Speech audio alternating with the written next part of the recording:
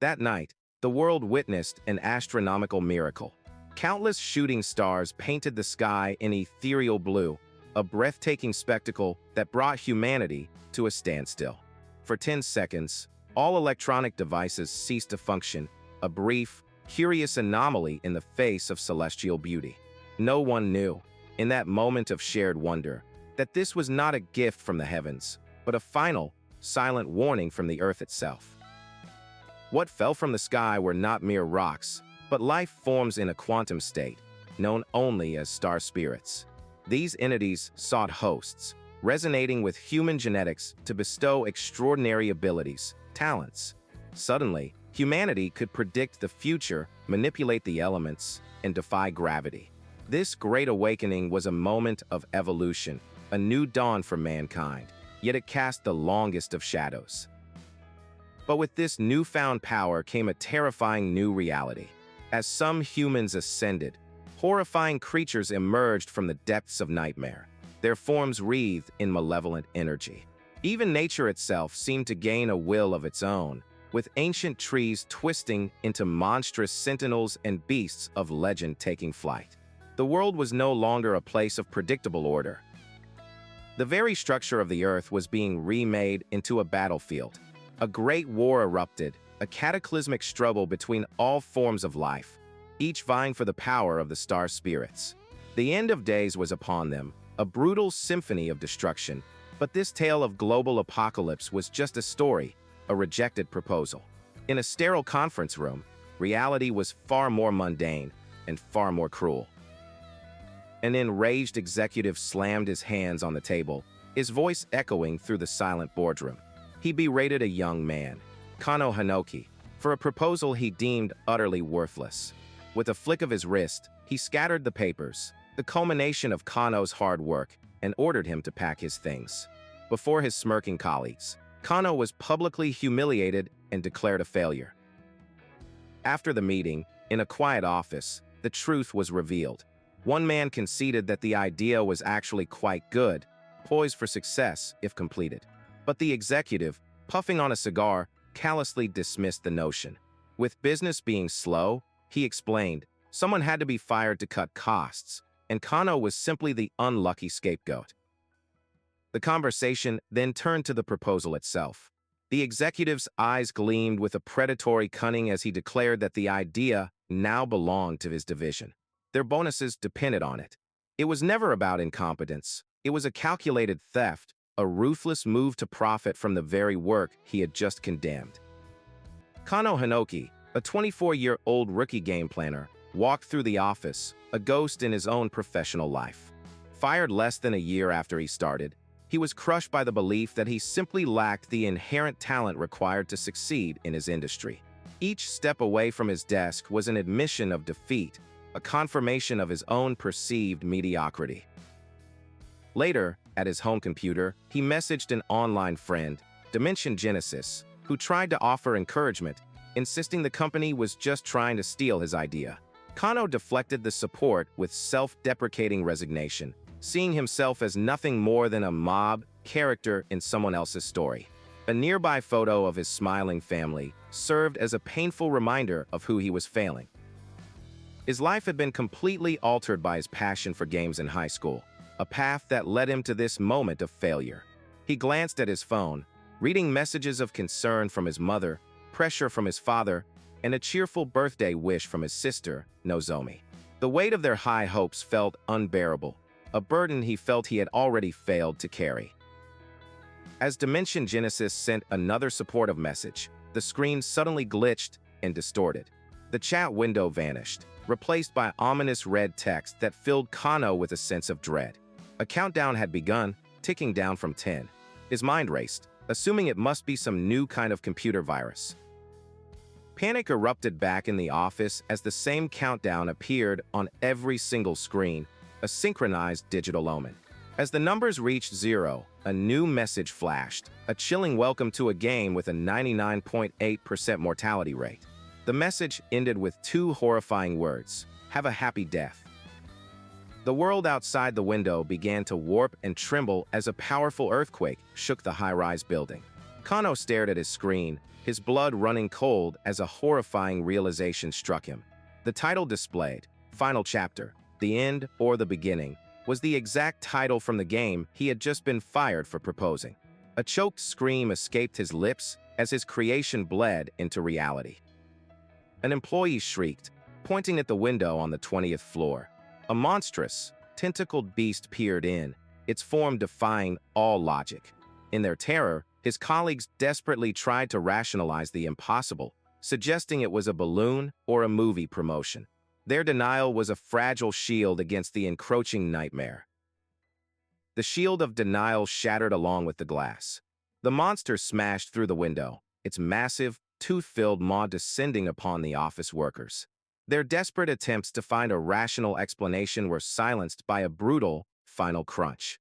Screams of agony filled the air as the fantasy became a blood-soaked reality.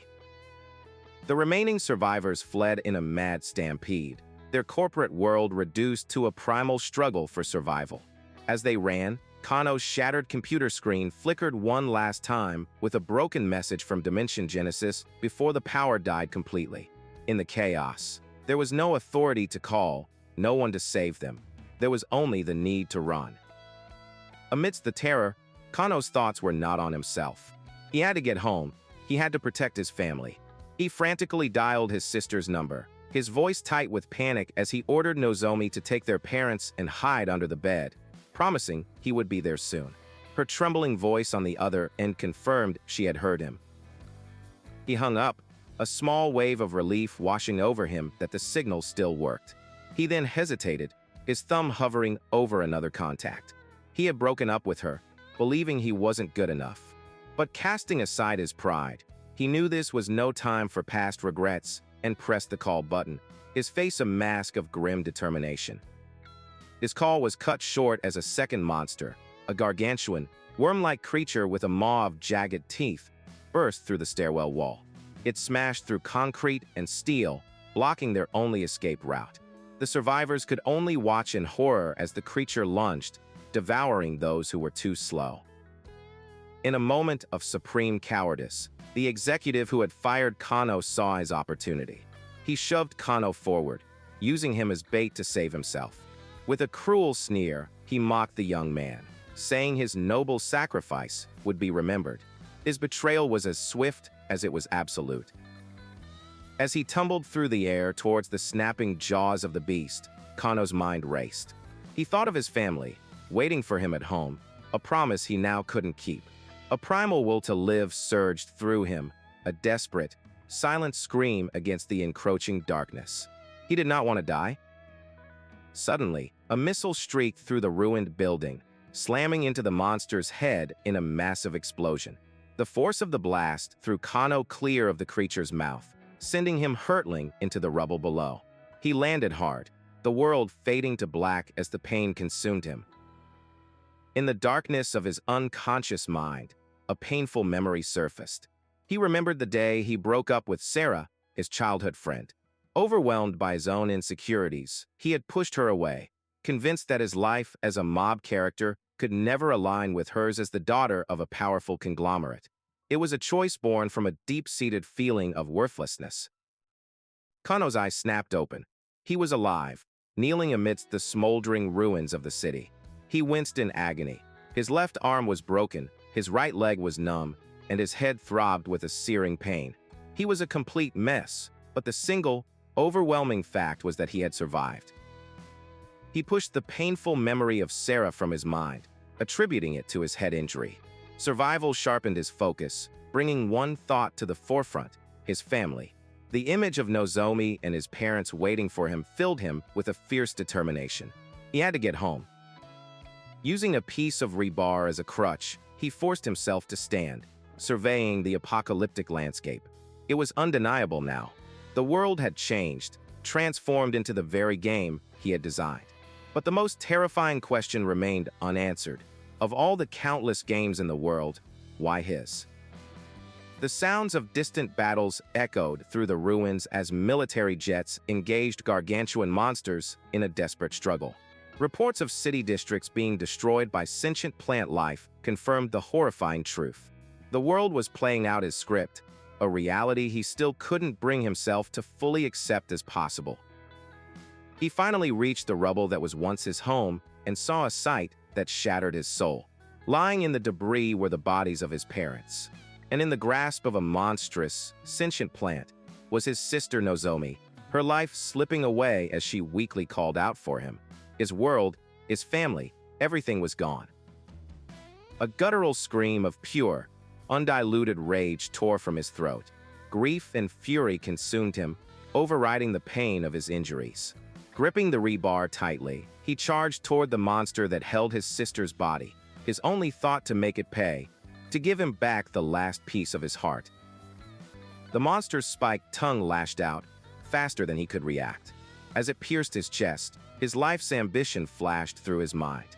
He had only wanted to change his destiny, to prove that even a mob character could dream. The tragic irony was that in achieving his dream, he had brought about the world's destruction and killed his own family. The appendage lifted him into the air, impaling him on a grotesque thicket of its own making. His last breath was a whispered apology to a world he had doomed. He closed his eyes, accepting his fate and praying that if there was a next life, he would have a chance to atone for his monumental sin. Kano awoke with a strangled gasping for air. He was on his feet, surrounded by laughing classmates in bright red school uniforms. They asked if he'd had a bad dream. Utterly bewildered, he took in his surroundings, realizing the impossible truth. He was back in his high school days. He had truly been reborn. This world was different, more futuristic, but it was a second chance he never thought he would get. A fire ignited within him, a powerful resolve to fight against the fate that had once crushed him. This time, he would not be a mob character. He would seize destiny with his own hands. A strange, chiming sound drew his gaze upward. Suspended in the sky was a colossal, ethereal clock, its face displaying a familiar, horrifying message, a countdown to the end of the world. It was the same omen he had witnessed in his previous life, a chilling reminder that his past was not so easily escaped. Frantically, he asked a nearby student if they could see the clock, but they looked at him as if he were crazy. The terrible realization dawned on him. He was the only one who could see it. This wasn't a simple reincarnation. It was a death loop, and he was trapped within the game he created. He understood now. Just as he had designed, the game's first chapter began here, in the schoolyard, 190 days before the apocalypse. The faces of his family, their horrifying deaths, flashed in his mind. The daunting question hung over him. How could he possibly save them, and the entire world, a second time? As if in answer to his despair, a notification materialized before his eyes. It confirmed his registration as a player and began assigning a talent based on his unique characteristics. A word appeared, glowing with immense power, Creator. A surge of hope filled him. This was it, a main character boost, the power he needed. As the Creator talent activated, the world seemed to hold its breath. The colossal clock in the sky shuddered, and its massive hands began to spin backward, reversing time itself. Kano watched in stunned silence as the countdown, his sentence of doom, was extended by a full year. He had been given more than a second chance. He had been given time. A staggering realization dawned on Kano as he stared at the celestial clock. The countdown, the unchangeable sentence of doom he had designed, had been altered. A full year had been added, a gift of time that defied the very rules of his own creation. He connected the impossible event to the power thrumming within him, the so-called main character boost. This was more than just a second chance. It was a fundamental rewriting of fate itself. The system began to elaborate on his newfound power. Creator, it declared, was a unique, hidden talent, one of a kind in the entire world. It had no fixed traits, possessing the godlike ability to consume star spirit to copy and fuse other talents.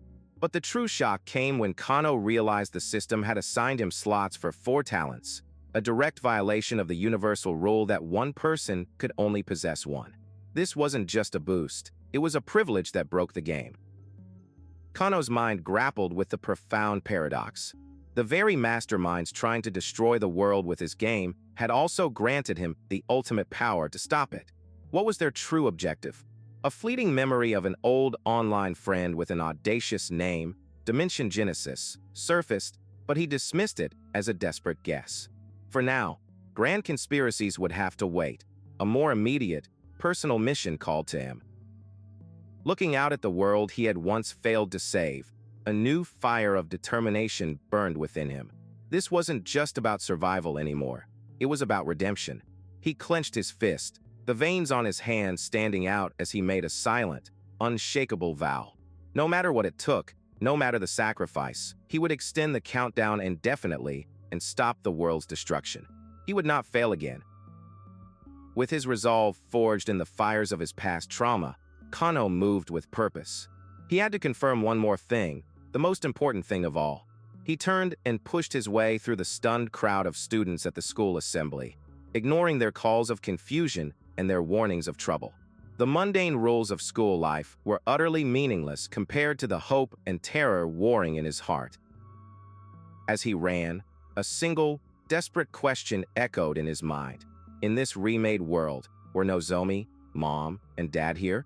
The gruesome memory of their deaths flashed before his eyes, a phantom pain that spurred him onward. Since he had no memories of this new timeline, a horrifying fear gripped him. What if they hadn't returned from death with him? Then, a familiar voice cut through his panic. "B, brother." It was her, Nozomi. She was alive, real, and standing right in front of him. An overwhelming wave of relief washed over Kano, and he surged forward, pulling her into a desperate, tight embrace. At that moment, he felt he could finally atone for his sins, swearing in silent oath to protect her and their family with this new life he'd been given. Nozomi was bewildered, feeling the tremors running through her brother's body. It was as if he was clinging to someone he had long believed to be lost forever. Embarrassed by the public display, she urged him to stop. As Kano released her, his voice was thick with emotion. "Hey Nozomi," he asked, "are Mom and Dad doing okay?" Her confused confirmation that they were fine was the final piece he needed. His family was whole. The reunion was shattered by a teacher's booming voice from the stage, publicly shaming Kano for being in the wrong class section. Kano looked up and felt a strange sense of déjà vu. The portly teacher looked exactly like his insufferable boss from his previous life. Before he could ponder this strange coincidence, the teacher called him out by name, ordering him to the stage to perform the awakening ceremony. As he was called, a girl with long, silken black hair also rose to her feet. Kano's breath caught in his throat. It was Higure, the school's Madonna. The faint, elegant scent of her shampoo, her noble and unapproachable aura. It was all exactly as he remembered. He smiled faintly. It seemed some constants remained, even in a world reborn. Whispers and snickers spread through the student body, amused by the pairing of the star student and the failure for the ceremony's finale. Higure, unfazed, spoke to Kano in a low voice. "Apparently, we either stay a laughingstock or prove them wrong and shut them up. Are you ready?" Kano met her gaze, a confident smirk spreading across his face. "Yeah," he declared. "I'm about to blow them all away." Despite his outward confidence, Kano knew he couldn't afford distractions. The countdown might be extended, but danger was far from gone. As they ascended the stage, the teacher droned on, explaining the importance of the star rank, a scale from 100 to 0 that would determine the entire course of their lives. He paused, casting a pointed look at Kano, a clear warning against any further disruptions. Higure went first, placing her hand on the ornate device known as the stellargy. A brilliant azure light flared to life, bathing the auditorium in its glow. The result appeared in radiant letters: Star Rank 16, Alpha Virginis. A collective gasp swept through the crowd.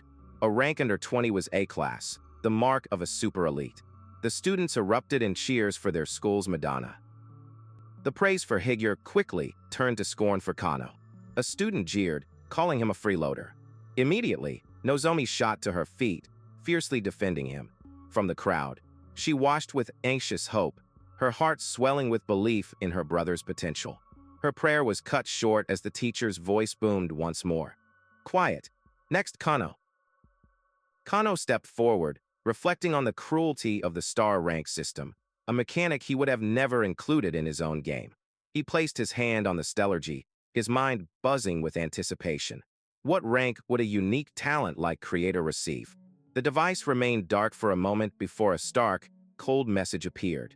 Star rank, unable to awaken. A beat of stunned silence was followed by an explosion of derisive laughter. The mockery was relentless, the students jeering that he was lower than an animal. Kano grimaced, thinking he had indeed blown them away, just not in the way he'd intended. But then, a system notification chimed in his mind. Talent passive skill Star Drain activated. Absorb 5,000 star spirit points from a stellargy. His eyes widened in utter shock. The truth crashed down upon him with incredible force. The Creator talent hadn't failed the test. It was so powerful that it had instead consumed the test itself, draining the stellargy of all the power it held. He hadn't just participated in the ceremony. He had inadvertently stolen its very essence. A wave of panic rippled through the school's faculty. Two instructors stared in disbelief at the now inert stellargy. The colossal golden device, a beacon of power just moments ago, had gone completely dark. It was the most advanced equipment on loan from the city mayor himself, yet it appeared to be broken. Rushing to examine its core, they discovered the impossible. The tank of star spirits, filled to the brim before the ritual, was now utterly empty. A senior instructor, his face a mask of fury, grabbed the younger technician by his collar. He dismissed the need to contact the principal, who was away on a business trip, and bellowed that he was in charge. With a sneer, he placed the full weight of responsibility on the terrified staff, threatening them to bear the consequences if the ritual was hindered in any way. A sinister grin spread across the senior instructor's face as he glared at Kano. This was his chance. Kano had made a fool of the teachers for too long, and today, he would return the favor in front of the entire school. He eagerly awaited the moment Kano's rank would be revealed, ready to be the first to laugh at his failure. Kano felt the man's malicious intent like a physical force, recognizing it as an open challenge, one he was more than willing to accept. As if on cue, another system notification chimed in Kano's mind. Collected 7,000 points of star spirits. Total points exceed 10,000. Unique storage is unlocked. A sly smile touched Kano's lips as he realized he could drain the stellargy once more. Just as the thought crossed his mind, a new wave of shock washed over the crowd as the device, which had momentarily flickered back to life, went completely pitch black again.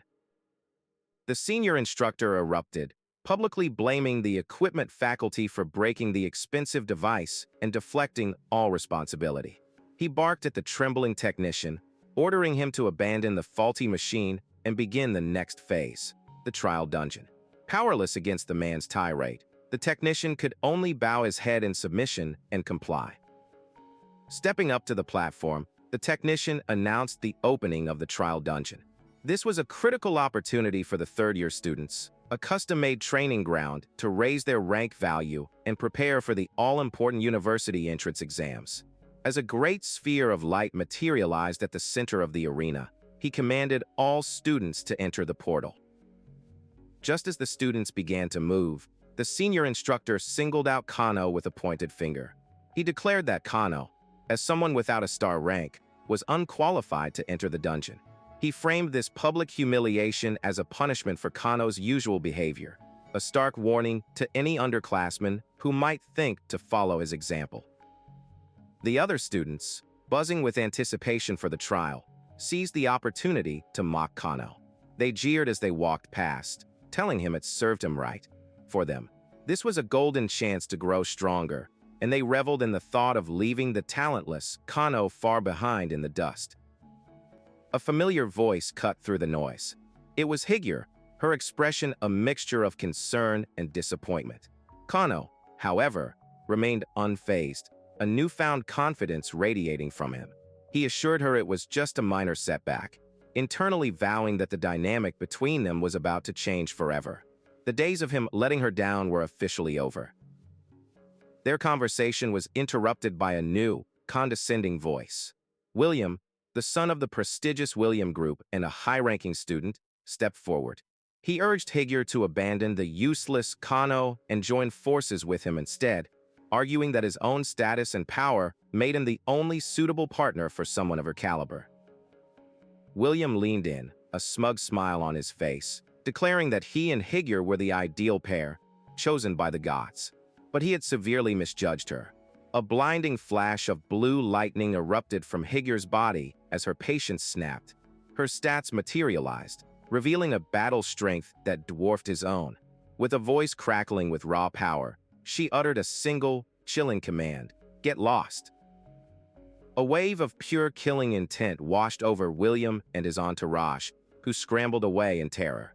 They knew, in that moment, that she was not bluffing. William, left alone and utterly humiliated, watched them go, his face contorting into a mask of pure rage. He seethed, promising himself that he would make both Kano and Higure pay for this insult inside the dungeon. Kano turned to Higure, correcting her earlier assumption. "You get it wrong. I don't feel disappointed." Higure met his gaze, explaining that her frustration came from watching him constantly work himself to the bone in secret. She then softened, her resolve hardening. "But it's fine," she declared, "because I'll keep getting stronger for the both of us to survive in this turbulent world."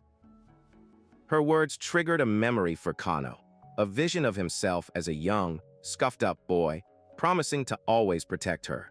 The irony was staggering. In this new timeline, their roles had completely reversed. A bead of sweat trickled down his face as he had a dreadful thought. Had he accidentally turned himself into a freeloader who lives off a woman? Suddenly, another teacher, Yuga Tatsuji, stepped up to the microphone, his voice echoing through the arena. He spoke of the world's cruel, unchangeable fate, where the weak were destined to be used by the strong. When the senior instructor tried to silence him, Yuga laughed maniacally, claiming that the injustice of the world itself had driven him insane. With a guttural roar, Yuga Tatsuji's body twisted and warped, transforming into a monstrous, demonic beast. He swatted the senior instructor away like an insect, his new, terrifying stats flashing for all to see. He wasn't alone. Other members of the equipment faculty began to transform as well. This wasn't madness, it was a coup. The beast that was once Yuga raised a newly acquired artifact, a high-star material, into the air.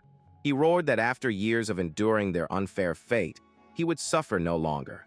Unleashing his pent-up rage, he and the other transformed teachers descended upon the screaming students, turning the celebratory ritual into a scene of absolute carnage. Kano's blood ran cold. He looked to the sky, where the doomsday clock had suddenly accelerated, the countdown jumping from 190 days to 170. This rebellion was an event he had never written into the game's code. Realizing his meticulously laid plans were now useless, he knew he had to adapt. Recklessly trying to copy a talent in this chaos was too risky. He needed another way to survive. In a moment of desperation, he called upon the new skill he'd just unlocked. System, Unique Storage. A holographic menu materialized before him, displaying slots for weapons, armor, items, and a single, intriguing X-gift. The equipment required specific talents he didn't possess, rendering them useless, but the gift, that was something else entirely. He opened the X-gift. A message appeared from a mysterious benefactor known only as X, who had left him presents to celebrate his rebirth. The gift was a special map of the school, a cheat item that revealed every hidden feature, mission, and treasure location. Though it cost a steep 10,000 points, Kano didn't hesitate for a second and bought it, a grateful smile on his face. With the map activated, a golden path instantly illuminated the way to his sister's location. He sprinted through the panicked mob, his path clear. He found Nozomi huddled with a friend, calling out her name.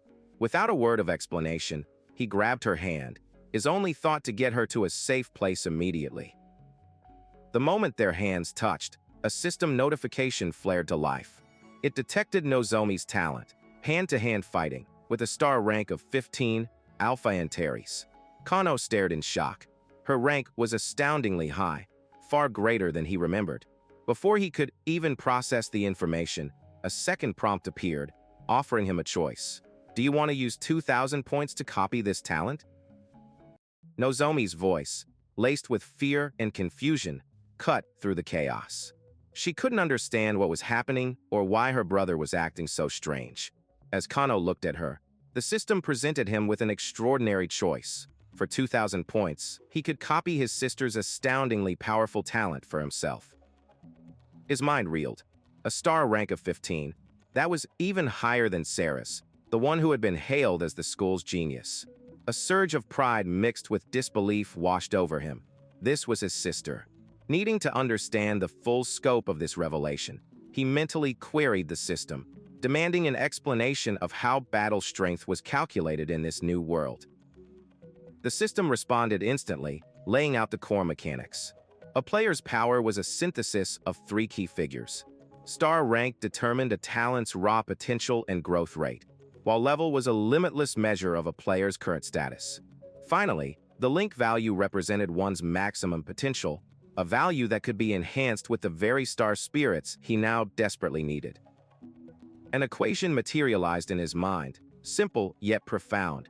Level divided by star rank, multiplied by link value, equal battle strength. From his perspective as the game's original planner, it was an elegant, well-balanced system.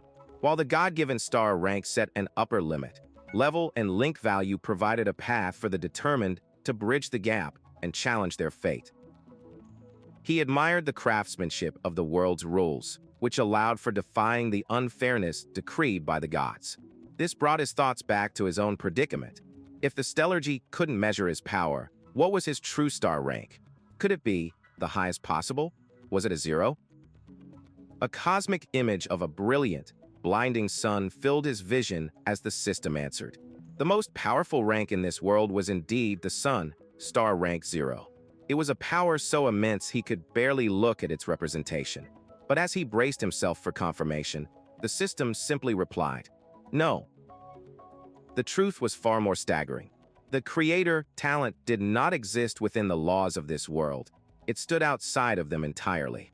Therefore, its rank was not 0, but infinite. It was a concept that transcended the known universe, combining the absolute absorption of a black hole with the boundless release of a white hole. Kano felt himself adrift in a sea of cosmic power, his rank an impossible symbol, infinity. A wild laugh escaped his lips. How could a value exceed the maximum? It defied all logic. The system clarified. Infinity was not about absolute strength, but about limitless ability. His power was defined by the star spirits he held and the talents he chose to copy. With this understanding, the choice returned, more pressing than ever. Would he copy the star rank 15 talent? Before he could decide, a monstrous roar ripped through the courtyard. A teacher, Kobayashi, had transformed into a grotesque beast of flesh and metal, his voice twisted with rage. "I've endured all of you for too long. Today, I'll show you what true education is," he bellowed, lunging into the terrified crowd as a student cried out for Kano to help him. Nozomi was frozen solid with fear, her legs refusing to move. As Kobayashi spotted her, a cruel grin spread across his monstrous face. He identified her as an honor student and declared his intent to slaughter every student in the school, starting with her. His massive, metal-clad fist descended, intent on crushing her where she stood. In a flash of red and black, Kano was there. He moved faster than sight, planting himself between his sister and the monstrous teacher, catching the devastating blow with his bare hand. Kobayashi sneered, shocked that a brat with no star rank dared to interfere. He prepared to smash the boy aside, dismissing him as a momentary obstacle. But as Kobayashi's power flared, it met an even greater force. A violent surge of purple energy erupted from Kano's point of contact, shattering the monster's arm into scraps of metal and flesh. The beast howled in agony and disbelief, his glowing red eyes wide with shock. He couldn't comprehend how an unawakened student could possess such overwhelming power. Kano stood firm, a golden aura radiating from his body. "You have no idea," he said, his voice cold and steady. He had made his choice. A cascade of system notifications confirmed it, 2,000 points spent. Hand-to-hand fighting copied. His level, rank, and link value skyrocketed, granting him a staggering battle strength of 533. A torrent of energy, completely different from before, flooded his entire being. This was the power that 2,000 points could buy. Enraged and humiliated, Kobayashi lunged forward again, bellowing that Kano's victory was a fluke. Kano met the charge without flinching, channeling his newfound power into a single, earth-shattering punch that sent the monster flying. Pinned against the ground, the monstrous teacher's bravado crumbled, replaced by panicked terror. "Wait, I was forced into this," he pleaded. But Kano's eyes were hard. This creature had tried to kill his sister. Mercy was not an option. He spun, driving his foot into the beast's head with unstoppable force. The fight was over.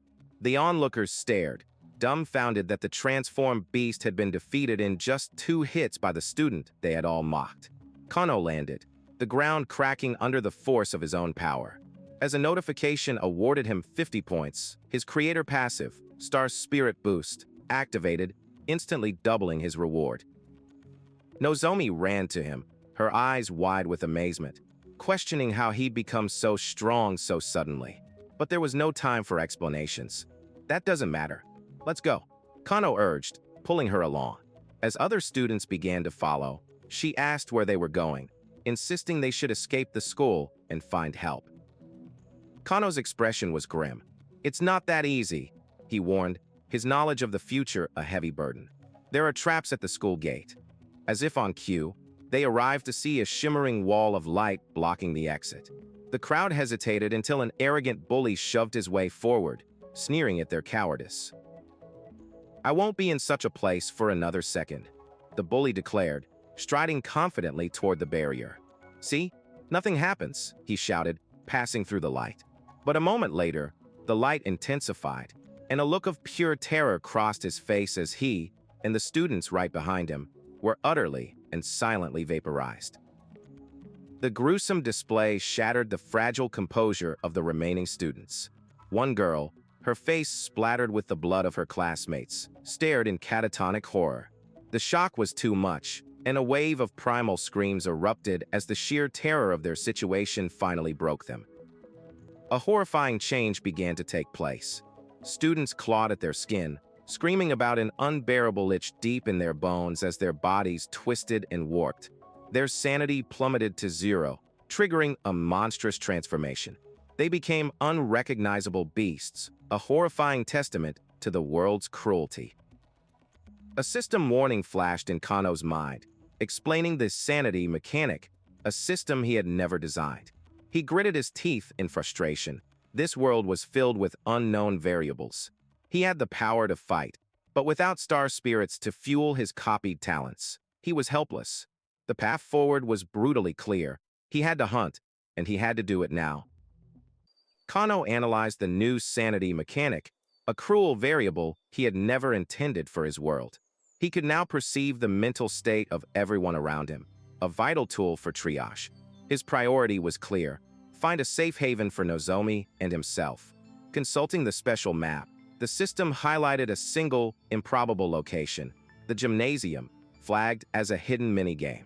Just as he processed this, a piercing scream shattered the air. He recognized that voice instantly. He and Nozomi spun around to see her friend, Mina, collapsed on the fractured ground. A crimson system prompt floated above her, displaying her rapidly deteriorating sanity, 25%. Her body convulsed, veins bulging on her skin as she clawed at her own head, lost in a world of torment. Kano lunged forward to help, but Nozomi grabbed his arm, her eyes wide with panic. "Wait, it's too late now," she cried. Kano refused to accept it, arguing that as long as Mina's sanity remained above 10%, there was still a chance to pull her back from the brink of transformation. Ignoring her brother's strategic assessment, Nozomi acted on pure friendship. She rushed to Mina's side, pulling out a smartphone and a set of headphones. "Mina, calm down," she pleaded, desperately trying to place the headphones on her friend's ears, hoping technology could mend a fracturing mind. The screen on her phone displayed the interface for the official app, It was a tool designed to help people manage their rampaging star spirits and restore sanity, offering tiered recovery modes from relax to emergency sanity recovery. For a mere 100 points a year, it offered a sliver of hope in this nightmarish new reality. As he watched Nozomi's desperate attempt, a grimly ironic thought struck Kano. Even in the throes of an apocalypse, someone had found a way to commodify peace of mind.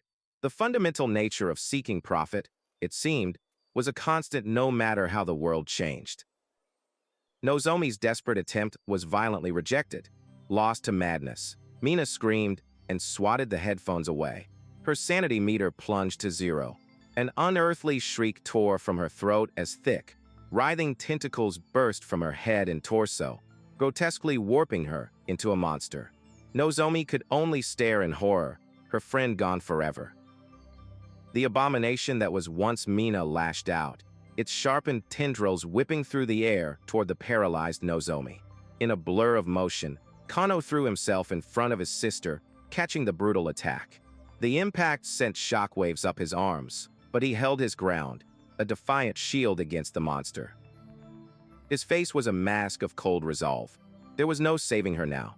Right now, he declared, his voice grim. We can only kill her so she doesn't suffer. He channeled his power, driving his fist into the creature and smashing it into the floor below. The monster exploded in a shower of gore, and a system message confirmed its defeat, awarding him a paltry 20 points. The violence of the act broke Nozomi. She collapsed, sobbing, apologizing for being a burden. She blamed herself, convinced her gentle nature was a weakness that led to her friend's horrific end. The world had always called her a naive saint, and now she believed it was true. Yet, through her grief, a fierce determination ignited in her eyes. She looked up at Kano, her strong, reliable brother. Please, she begged, her voice thick with emotion.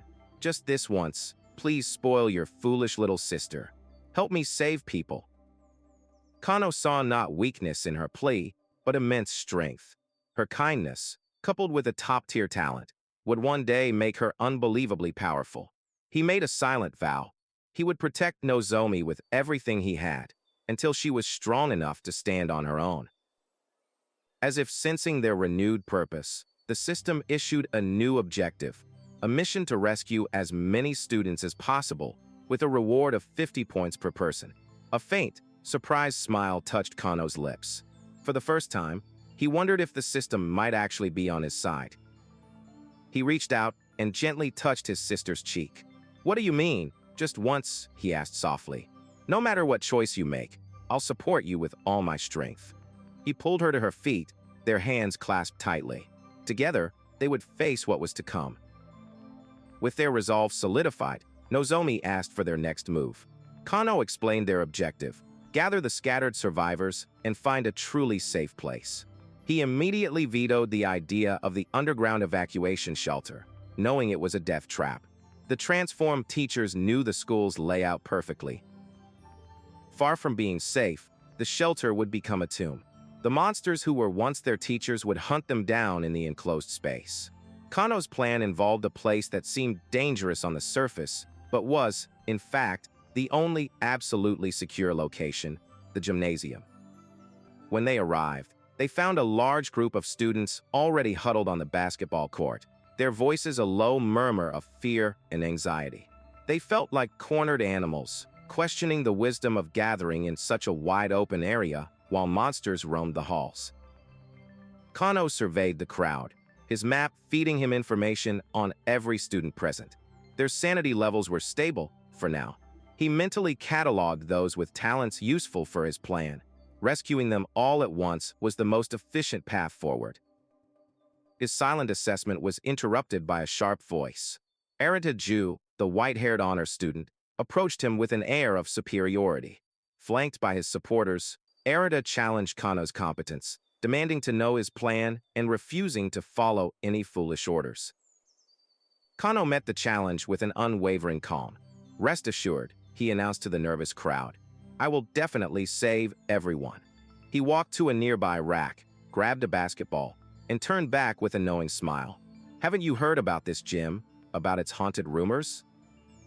Kano's cryptic mention of a haunted gym was met with immediate, panicked disbelief. Spinning a basketball on his finger with an unnerving calm, he ignored their frantic questions. In a world suddenly ripped apart by monsters and madness, the idea of a ghost story seemed like a cruel, nonsensical joke. Arita Ju, his patience wearing thin, stepped forward with his supporters. He accused Kano of wasting precious time with foolish tales, demanding that a real leader, like himself, should be giving orders. His followers quickly agreed, their fear making them desperate for the familiar structure of the school's social hierarchy. Just as the group's faith in Kano began to fracture, Nozomi's voice cut through the noise. Standing defiantly before Arita, she declared her absolute trust in her brother, reminding everyone that his judgment had kept them alive so far. Her friend backed her up, proclaiming that Kano would save them all, her voice a beacon of hope in the growing dissent. The crowd erupted into two opposing factions. Supporters of Kano shouted down Arata's group, praising Kano's strength while deriding Arata's academic achievements as useless in this new world. Tensions flared, and fists were raised as the two sides prepared to fight, their fear and frustration boiling over into violence. Kano deftly intervened, dribbling two basketballs with impossible speed to separate the brawling students. "Now's not the time for fighting among ourselves," he stated, his voice cutting through the anger. He calmly explained that this was a warm-up, and that both the basketball and the ghost story were essential to their survival. His explanation only fueled their skepticism, the plan sounding utterly absurd when their lives were on the line. Unfazed, Kano presented them with an ultimatum, his gaze sweeping over the terrified crowd. "Leave now and die, or stay and bet on the chance of surviving. Choose." After a tense moment, Arita, ever the pragmatist, made his decision. He would stay, and his loyal followers would stay with him. Kano nodded, a flicker of approval in his eyes. Arata's calm, logical decision had unified the group, proving he was worth saving. He had a role for the model student to play. As Kano contemplated his next move, a tall, athletic student approached him, offering his help. He was good at basketball, and Kano's plan had piqued his interest. Kano accepted the offer with a handshake, but his objective was far more than simple cooperation. The moment their hands clasped, his creator talent activated. A system notification confirmed his action. Combat-type talent copied. Basketball. He now possessed all the skills of the school's best player. He then turned to a shy girl with thick glasses, Mochizuki Haim. Placing a hand on her shoulder, he told her that her glasses prescription was too strong, urging her not to waste her own talent. As she reeled in confusion, he copied her ability as well. Accuracy, a powerful talent with an incredible star rank of 75. The two students could only stare, dumbfounded by his bizarre actions. With 500 points spent and one talent slot still remaining, Kano's preparations were complete. He had acquired two new stat-enhancing talents, seamlessly merging the raw skill of a basketball ace with the superhuman precision of a master marksman. The students watched, a mixture of confusion and awe on their faces, as Kano began to put on a show. With the copied talent surging through him, Kano moved with a grace that was almost supernatural. He dribbled with a fluid rhythm, executing a perfect layup that left the students speechless. He wasn't just playing. He was performing with a professional's flair, though his audience remained baffled as to the point of this display in their dire situation. But it was more than just a simple layup. One of the more observant students gasped in shock, realizing Kano had jumped from the free throw line, a feat of athleticism reserved for the world's greatest players. He landed perfectly, the movement impossibly smooth, a testament to the power he now wielded. He followed it up with a perfect three-point shot that swished through the net. The display of sheer skill was so overwhelming that the students' fear was momentarily replaced by exhilaration. They began to cheer, their tension released in a wave of excitement, urging him to do more, completely forgetting the horrors lurking outside. Only Arita remained skeptical, his sharp mind trying to decipher the logic behind the spectacle. He knew this wasn't about showing off. There was a deeper plot at play. Kano then revealed the truth, explaining the school's ultimate ghost story, the legend of the hidden secret basketball. He held up the ball, revealing a hidden symbol, and explained its power. If a player used this specific ball and made a series of shots from specified places, a secret space would manifest, completely isolated from the outside world. Arado was stunned, demanding to know how Kano could possess such impossible knowledge. Kano simply thought to himself, it was a mini-game he had designed, a hidden feature now critical for acquiring the star spirits he desperately needed. For the next shot, Kano stood at the half-court line.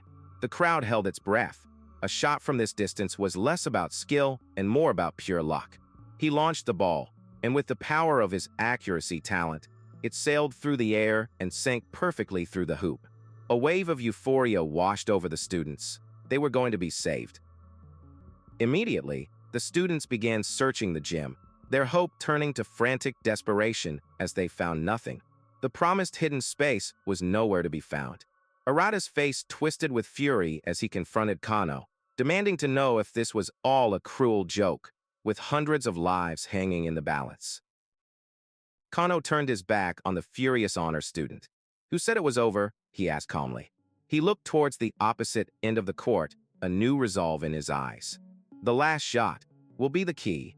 The students watched in disbelief as he prepared for an impossible full-court shot, a trick even professionals wouldn't dare attempt seriously. Just as their hope was extinguished, a new terror emerged. Through the gym's large windows, the students saw three monstrous beasts charging directly toward them. The fragile calm shattered instantly, replaced by a fresh wave of primal fear. They had been noticed, and their sanctuary was about to become their tomb. Absolute panic took hold. The crowd became a desperate mob, stampeding towards the exits, screaming that staying inside was suicide. They scrambled for the back gate, their short-lived unity completely dissolving in the face of imminent death. It was every man for himself. Amid the chaos, a few held their ground. Nozomi yelled for her brother to take the final shot, her faith unwavering. The remaining students, trapped between the stampede and the approaching monsters, began to barricade the doors, their last hope resting entirely on Kano's shoulders. They prayed, they pleaded, they begged for a miracle. With the world erupting into chaos behind him, Kano was an island of perfect calm. He ignored the screams and the barricades, his focus absolute. "Leave it to me," he whispered. He took a deep breath, bent his knees, and hurled the basketball across the entire length of the court. Every eye followed its impossible arc as it flew towards the distant hoop, carrying the weight of all their lives. Outside the gymnasium walls, the monstrous creature snarled, their senses honing in on the life huddled within. As their bloodthirsty cries reached the students, the fragile thread of hope began to snap. Sanity levels plummeted, and the air filled with desperate screams of those who could no longer bear the terror. Even the stoic Arada Jew was on his knees, pleading for Kano to make the shot. Yet amidst the rising tide of fear, Nozomi's voice cut through the chaos, her faith in her brother absolute and unwavering. The world seemed to slow down as the basketball sailed through the air, an orange sphere carrying the weight of every soul in the gym.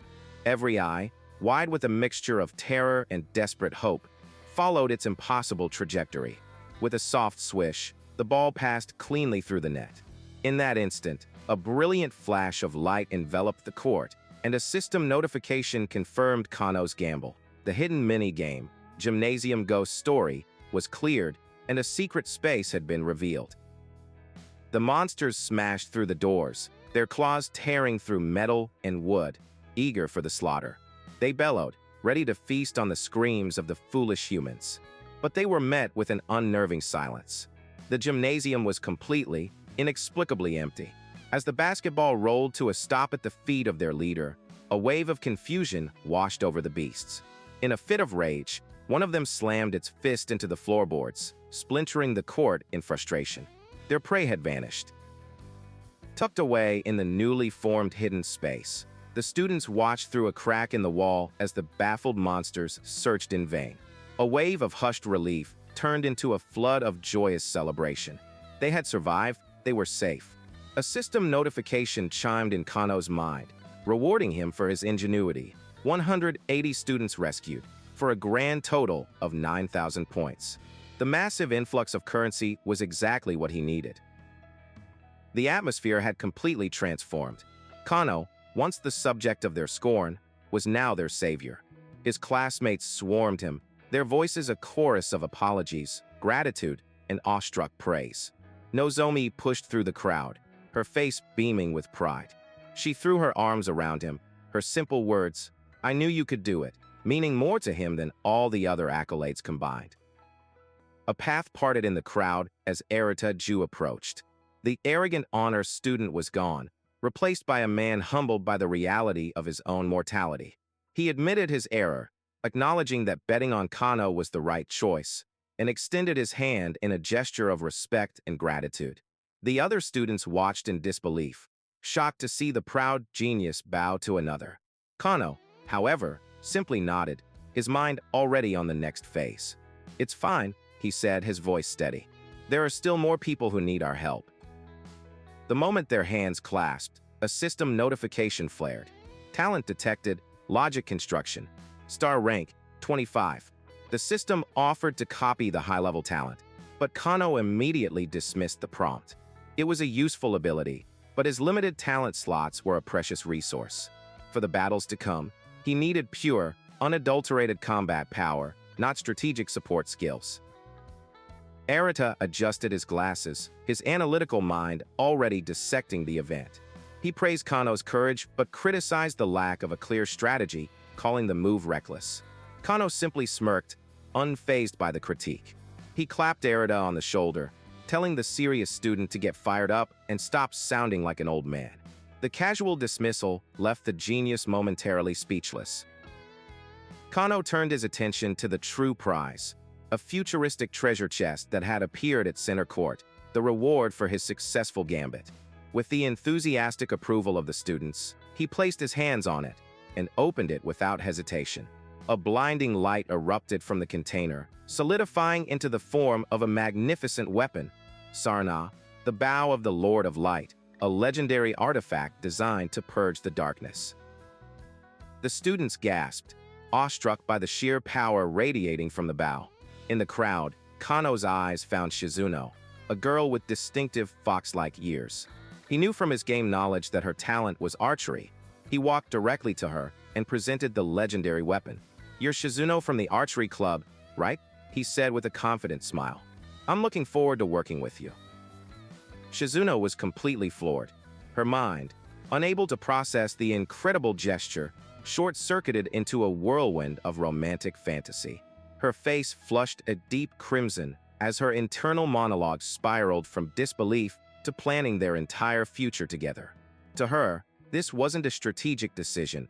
It was a declaration of love from the school's new hero. As he handed her the bow, the system notified Kano that he had successfully copied her archery talent. But something unexpected happened. The new skill began to fuse with his existing accuracy talent, generating an entirely new power. Golden lightning crackled around his body as his form shifted and reformed, his clothes morphing into sleek, high-tech armor. He had unlocked a new evolution, the Light Ranger. Kano stood transformed, the legendary bow now feeling like a natural extension of his own body. He could feel the power coursing through him, a power meant for hunting monsters and protecting the innocent. His eyes, now glowing with a golden light beneath his new hood, narrowed with lethal focus. "Now I'm fully ready," he declared, his voice cold and resolute. "It's time to strike back." Outside the gymnasium, the nightmare was far from over. A hulking, werewolf-like mutant, once a student, now a sadistic monster, toyed with its terrified prey. It reveled in the boy's desperate pleas, its laughter a guttural mockery of human sound. Cowering on the ground, the student could only shield his head, bracing for the inevitable end as the beast raised its claws, demanding more entertainment from his suffering. Suddenly, a streak of golden light sliced through the air, embedding itself in the mutant's eye. The beast staggered back, howling in pain and confusion. Before it could comprehend the attack, a second arrow of light pierced its chest, silencing it for good. The cowering student looked up in disbelief, his eyes widening as he saw his savior. Standing on a nearby rooftop was a figure clad in magnificent red and gold armor, a high-tech bow held at the ready. The student, struggling to process the impossible sight, stammered out a name. It was Kano Hataka, but transformed into something far beyond a mere high schooler. He could only offer a shaky word of thanks, his mind reeling from the rescue. With a calm command to get down, Kano unleashed his power. A volley of light arrows shot from his bow, each one finding its mark with unerring accuracy. Multiple beasts fell in a single, devastating assault, their heads pierced by golden energy. The student he had just saved could only cower and shriek as the world around him exploded with divine light and monstrous cries. As the monsters fell, system notifications flooded Kano's vision. The legendary bow, Sarna, had fully synchronized with his archery talent, unlocking two new unique skills, multi-arrow and chase arrow. The chase arrow promised a dramatic increase in firing speed and homing capabilities, turning his already formidable talent into an engine of absolute destruction. Across the campus, another student was caught in a beast's clutches, his screams echoing in the chaos. Without hesitation, Kano leaped into action, bounding across rooftops with superhuman agility. He knocked an arrow, the golden light of the Sarna illuminating his determined face as he drew back the string. The arrow flew, a perfect arc of light against the darkening sky. The arrow struck true, exploding through the monster's chest and freeing its captive. Kano landed gracefully on a nearby ledge, his red cloak billowing behind him. He looked down at the rescued student and delivered a grim warning, his voice carrying the weight of his knowledge. Listen, once you mutate, there's no going back to being human. Run now. A system message confirmed his kills, rewarding him with 500 points. He paused, catching his breath. The combination of an epic-grade weapon and a powerful talent made clearing out these lesser monsters easy, but his fundamental weakness remained. His low level and stats meant even a short fight left him winded. He steeled his resolve, knowing there were no second chances in this brutal new reality. As he fought, his special map compiled data in the background. Each rescued student and defeated beast provided star spirit points, fueling his system. The map updated, showing 780 students safely accounted for. Then, a final, ominous icon pulsed on the display, a red skull. Only one beast remained, the boss. Kano knelt amidst the bodies of the vanquished, his bow planted in the ground for support. The objective was clear: defeating the boss would save everyone. But he was spent, his energy completely depleted from the constant fighting. He knew he couldn't face the final challenge in this state. With a determined look, he accessed his one remaining trump card. System, unique storage, open. A wave of new items flooded his storage shop, unlocked by his accumulated star spirit points. Legendary weapons like the Evil Slayer and devastating support items like an orbital cannon were now available, but their costs were staggering. He stared in disbelief. Despite earning tens of thousands of points, he could only afford a single one of these top-tier weapons. He scrolled past the weapons to a more immediate solution, an epic-class recovery potion. It was expensive, but its effects were exactly what he needed: a full restoration and a temporary stat boost. With no other choice, he spent the last of his points on 3 bottles, selecting Strength as his boosted stat. To master the star rank 15 hand-to-hand combat, he copied from Nozomi. He needed raw, overwhelming power. He drank the potion. The effect was instantaneous and violent. Red lightning erupted around him as a surge of infinite strength flooded his body. He clenched his fist, feeling power unlike anything he had ever experienced. The potion was worth every point.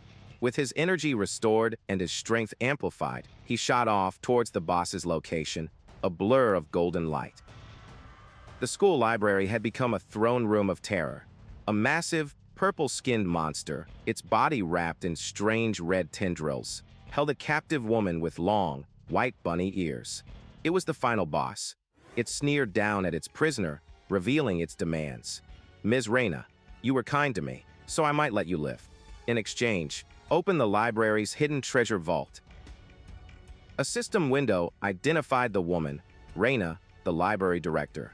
She stared at the monster in disbelief, recognizing his voice. He revealed that the kind-hearted academic director had betrayed the school, trading the secret of the vault for his own life. The monster admitted he had spared the man, but only for now. The cowardly academic director, also bound by the monster's tendrils, smugly added his own condition. The vault could only be opened if he and Reina worked together. Reina's face twisted with fury. "You traitor!" she screamed, her loyalty to the principal overriding any fear for her own life. "No matter what happens, I won't open the vault." The boss tightened its grip, squeezing the air from her lungs. He mocked her defiance, calling her a foolish rabbit for being willing to die for a simple title.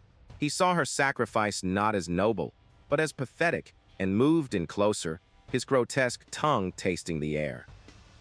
Gasping for breath, Reina explained that the principal had given his life to acquire the treasures in that vault.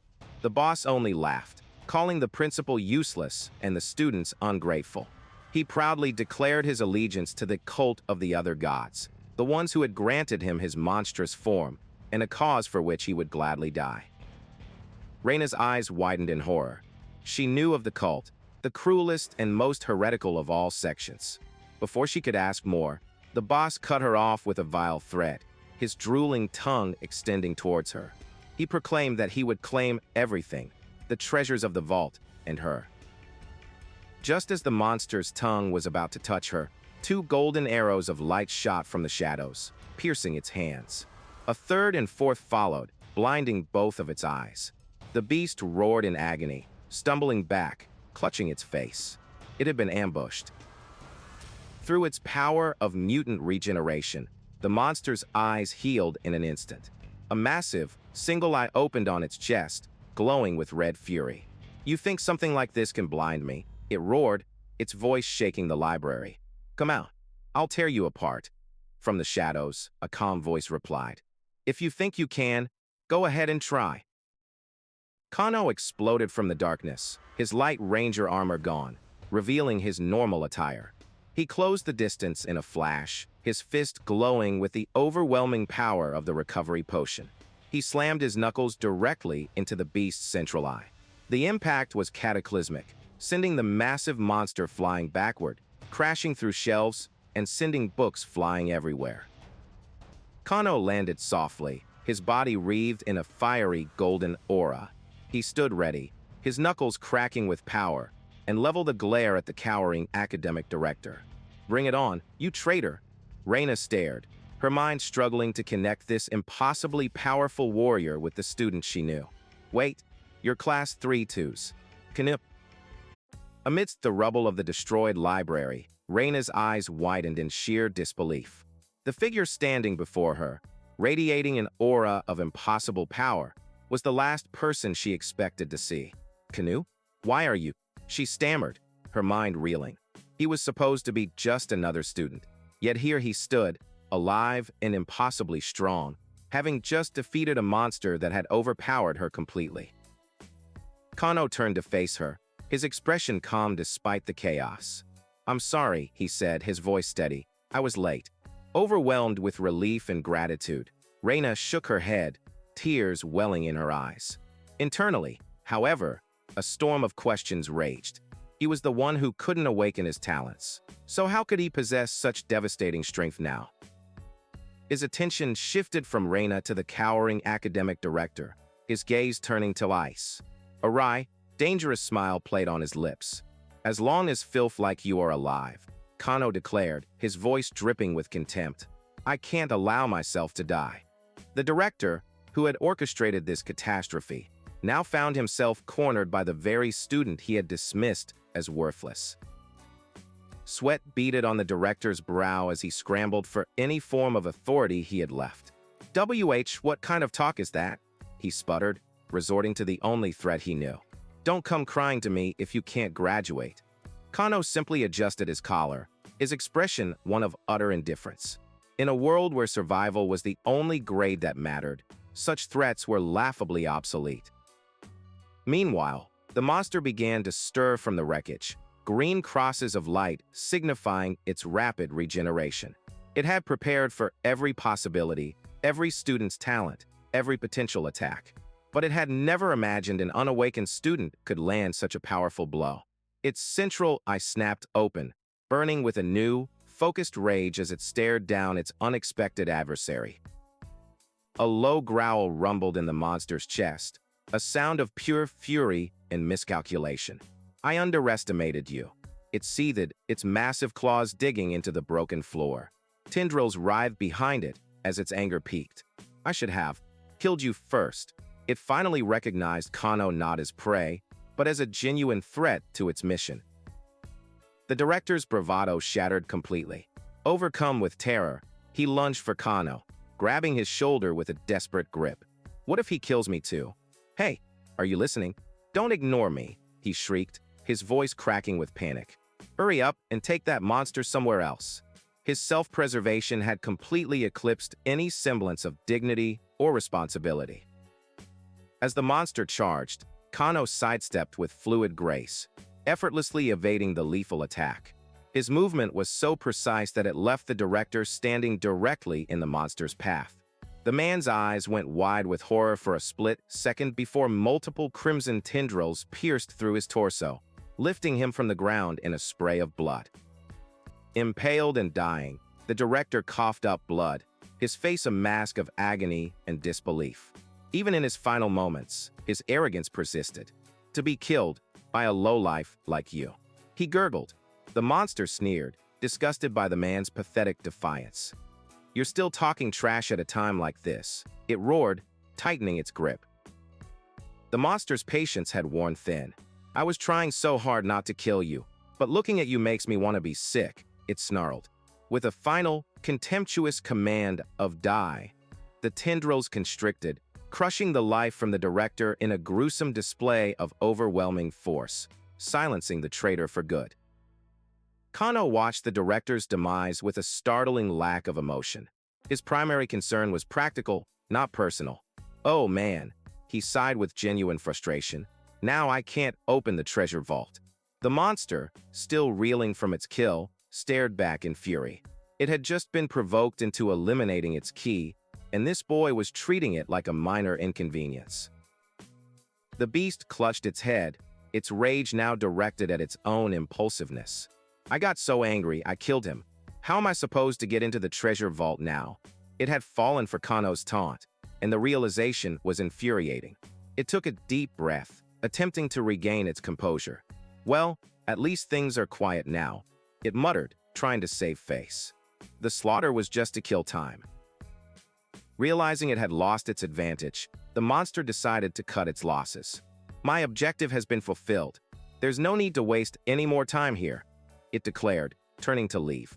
Besides, defeating you wasn't part of the plan, and it's a pain to deal with you. See ya. It was a thinly veiled retreat, a desperate attempt to escape a fight it was no longer certain it could win. But Kano was not about to let his hunt end so easily. Who said you could go? He called out, his voice echoing in the ruined hall. He lunged forward, his fist crackling with the same golden energy as before, slamming it directly into the monster's back. This was no longer just a defense. Kano was now the aggressor, and he would not be denied his prize. The monster staggered, but a hexagonal energy shield materialized just in time, absorbing the blow. It's useless, it gloated, regaining its footing. As a member of the equipment faculty, I have all sorts of defensive items. I might not be able to win in a head-on fight, but escaping is no problem. Kano's punch flared against the barrier, the golden light refracting across its surface. The monster watched with smug confidence, the shield holding firm against the assault. That's why I said it's useless. It began to taunt, believing itself to be safe behind its superior technology. To try. Before the creature could finish its sentence, Kano struck again. A second, more powerful punch connected with the exact same spot, and this time, the result was catastrophic. The energy shield, rated for a rank 30 attack, fractured like glass, shattering into 1,000 crystalline shards. The force of the blow sent the monster reeling back, its confidence completely vaporized. Kano landed gracefully amidst the debris, his body wreathed in a swirling golden aura. He fixed his cold, unwavering gaze on the terrified monster. "You can run all you want," he stated, his voice a low promise of violence. "But you'll be leaving your corpse behind in place of the key to the trial dungeon." Watching from the sidelines, Reina struggled to comprehend what she was seeing. He had destroyed an energy shield of that magnitude in just 2 hits. In her experience, the only person in the entire school capable of such a feat was the principal himself. The question echoed in her mind. Had Kanu, a mere student, truly reached that level of power already? Pushed beyond its limits, the monster let out a final, guttural roar. "You've really done it now," it screamed as its body began to warp and change. A potent mix of recovery and shield abilities coursed through it, its armor thickening and its very form beginning to evolve into something far more menacing. Its eyes glowed with renewed, burning hatred. "You—" In a flash of violent motion, massive, blood-red wings erupted from the monster's back. Its transformation complete, it lunged with blinding speed, swiping at Kano and Reina. They both dove away just in time, the monster's claws carving deep gouges into the stone floor where they had been standing a moment before. Hovering for a moment, the monster locked eyes with Kano, its expression of venomous promise. "That's enough for today, Kanu Hataka. I've memorized your name," it vowed. "Just you wait in fear for me to kill you." With its parting threat hanging in the air, it smashed through the library floor, descending into the darkness below. Panic surged through Reina. "He has the key to the trial dungeon. We can't let him get away," she yelled. Her mind raced, calculating her own limits. She knew she probably couldn't catch up with her talent alone, but she had to try. Pushing off the broken ground, she prepared to give chase. Just as she was about to leap into the chasm, a firm hand grasped her arm, stopping her cold. "Wait, you can't catch up alone. Let's work together," Kano said, his eyes already analyzing the situation. His mind was already turning, formulating a new strategy. Working together? The thought was foreign, but Kano's plan was already in motion. Within Kano's mind, the system interface blazed to life. He sacrificed his copied basketball talent for 200 points, then immediately spent 1,000 to copy Reina's star rank 63 talent, Leap. But the base skill wasn't enough. He poured a staggering 10,000 star spirits into it, boosting its height, speed, and allowing for multiple consecutive jumps. The monster had its items, but Kano had the system itself. Kano dropped into a low crouch, golden energy flaring around his feet as the upgraded Leap talent fully activated. The ground cracked under the pressure of the contained power. The monster was tough and it could fly, but Kano had just bought a ticket to its domain. With a grimly determined smile, he made his declaration. "I'll settle this in the air." High above the sprawling city, perched atop a skyscraper, the monstrous form of the academic director surveyed his domain. A cruel laugh echoed in the dusk-filled sky as he relished a view he believed was reserved for gods, not the insects below. He had waited 10 long years for this moment, a decade of simmering patience and careful plotting, all culminating in this glorious ascension. His patience was finally bearing fruit, his power absolute. The transformation had granted him strength beyond mortal comprehension, and his ambition soared even higher than his physical form. All he needed was to secure the rank 16 material, the prize that would earn him a handsome reward from the Aijin Church and solidify his place among the new world's elite. His gloating was cut short by a glint of light in the distance. What was that? A golden arrow, streaking towards him with impossible speed. Annoyed by the persistence of his foes, he sneered and commanded his power, manifesting a hexagonal energy shield to block the pathetic attempt. The arrow struck the barrier with a flash, its energy dispersing harmlessly against the shimmering wall. The monster scoffed, his voice dripping with condescension. "Even if you've got good aim, it's useless," he roared into the wind. From such a great distance, he was certain no attack could possess the power needed to breach his defenses. It was a futile gesture, a final act of defiance before the inevitable. But his confidence was misplaced. The golden arrow did not fade. Instead, its light intensified, its power swelling exponentially as it pressed against his shield. Cracks began to spiderweb across the energy barrier before it shattered into 1,000 crystalline fragments. The sheer force of the impact sent the massive beast staggering backward, his arrogance vaporized in an instant. A guttural roar of pain and disbelief tore from the monster's throat. How was this possible from so far away? He scanned the horizon, his mind reeling as he tried to comprehend the source of this power. What kind of trick is this? He bellowed, his fury mixing with a dawning sense of dread.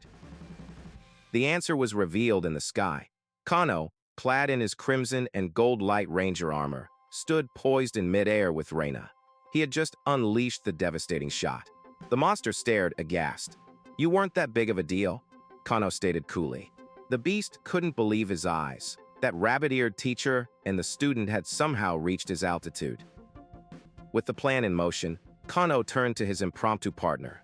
"Sensei, are you ready?" he called out. Reina, focused and determined, replied with a firm, "I am." Without hesitation, Kano planted his feet on her back and vaulted higher into the air, using her as a springboard as she began to fall. 3, 2, 1. Reina plummeted towards the earth below, her silver hair flowing like a comet's tail against the golden sky. A faint blush dusted her cheeks, a strange reaction in the midst of a life-or-death battle. Her descent was suddenly illuminated by a new, brilliant light, and her eyes widened in surprise as she wondered what Kano's true plan was. Now that his opponents were closer, the monster, Tatsuji, regained his composure. "You think you can hit me just by getting close?" he taunted, watching several more golden projectiles streak towards him. Confident in his superior agility, he moved to intercept them, preparing to swat them out of the air like bothersome flies. But as he moved, a strange lethargy crept into his limbs. His movements felt sluggish, heavy, as if he were moving through water. A horrifying realization dawned on him as a strange sensation spread through his veins. Poison. That first arrow hadn't just been a show of force, it had been a delivery system for a potent toxin. It's too late to realize it now. Kano's voice cut through the air as he suddenly appeared directly in front of the beast. The monster's eyes widened in shock. When did he get so close? The paralysis was taking hold, his body refusing to obey his commands, leaving him a stationary target. Before Tatsuji could react, 3 more arrows slammed into his body, one embedding itself in his wing, another in his chest, and the last deep in his thigh. A system window only he could see confirmed his worst fears. The poison had reached its 5th stage. His powerful form was being systematically dismantled. He snarled in frustration. After all that desperate planning just to close the distance, this was the result? The arrows had missed his vital points. "If all 3 shots had hit my head, you might have won," he mocked, believing Kano's gambit had failed. "Now just fall and turn into a pile of meat." Kano remained calm, hovering in the air. "If I trade my accuracy for leap, of course the guaranteed hit effect will be lost," he mused aloud, revealing the calculated sacrifice he'd made.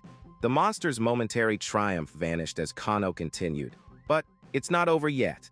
Pushing off what seemed to be nothing, Kano launched himself upward again in a double jump.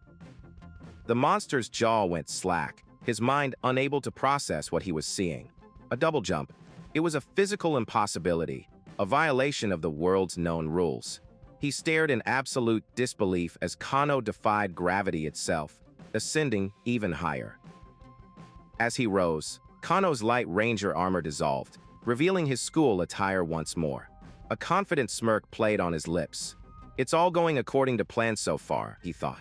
Down below, the poison reached its 10th and final stage, completely seizing the monster's body. "How?"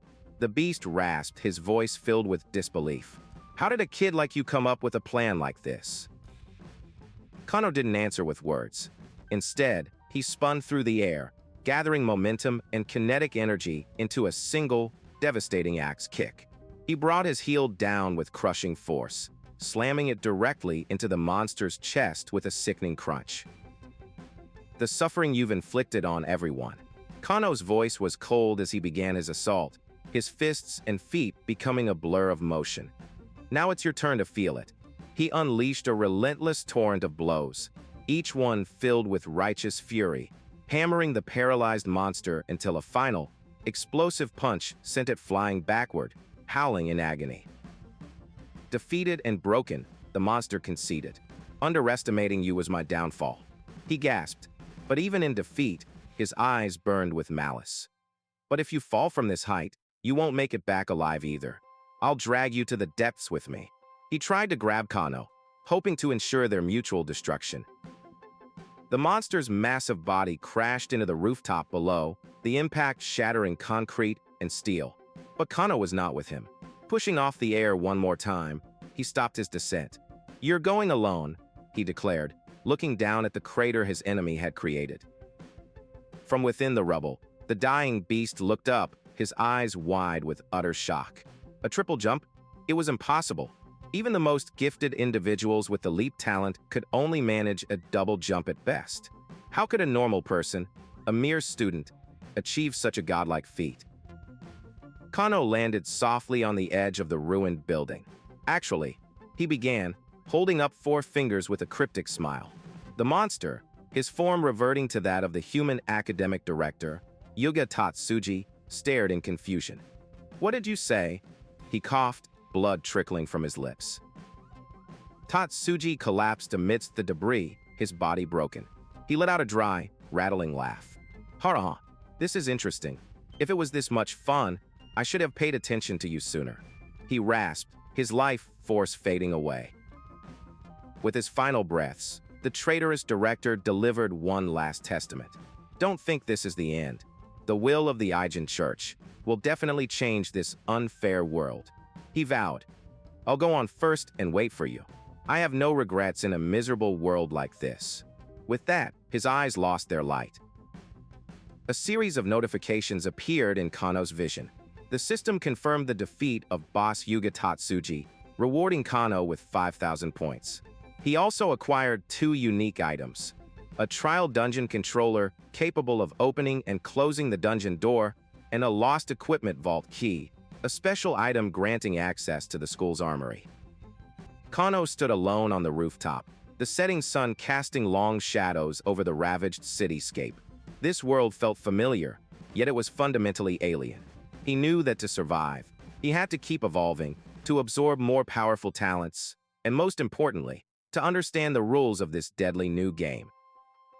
Suddenly, Reina's voice crackled to life over a citywide broadcast.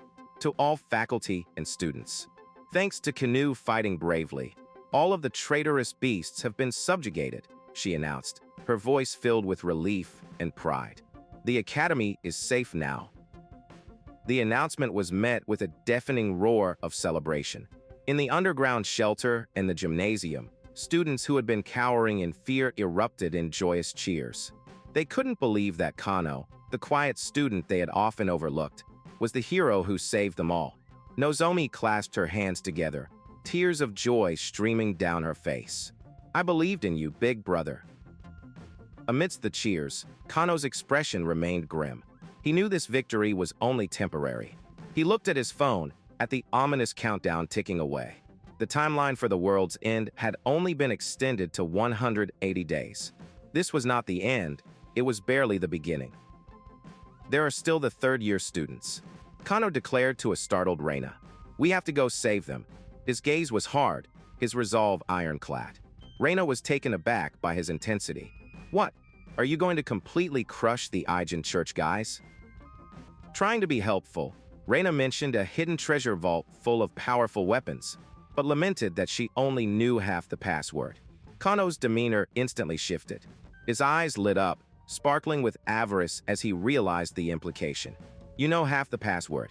You have the authority to lend out items?" he exclaimed, his sudden enthusiasm catching Reina completely off guard and leaving her utterly flustered.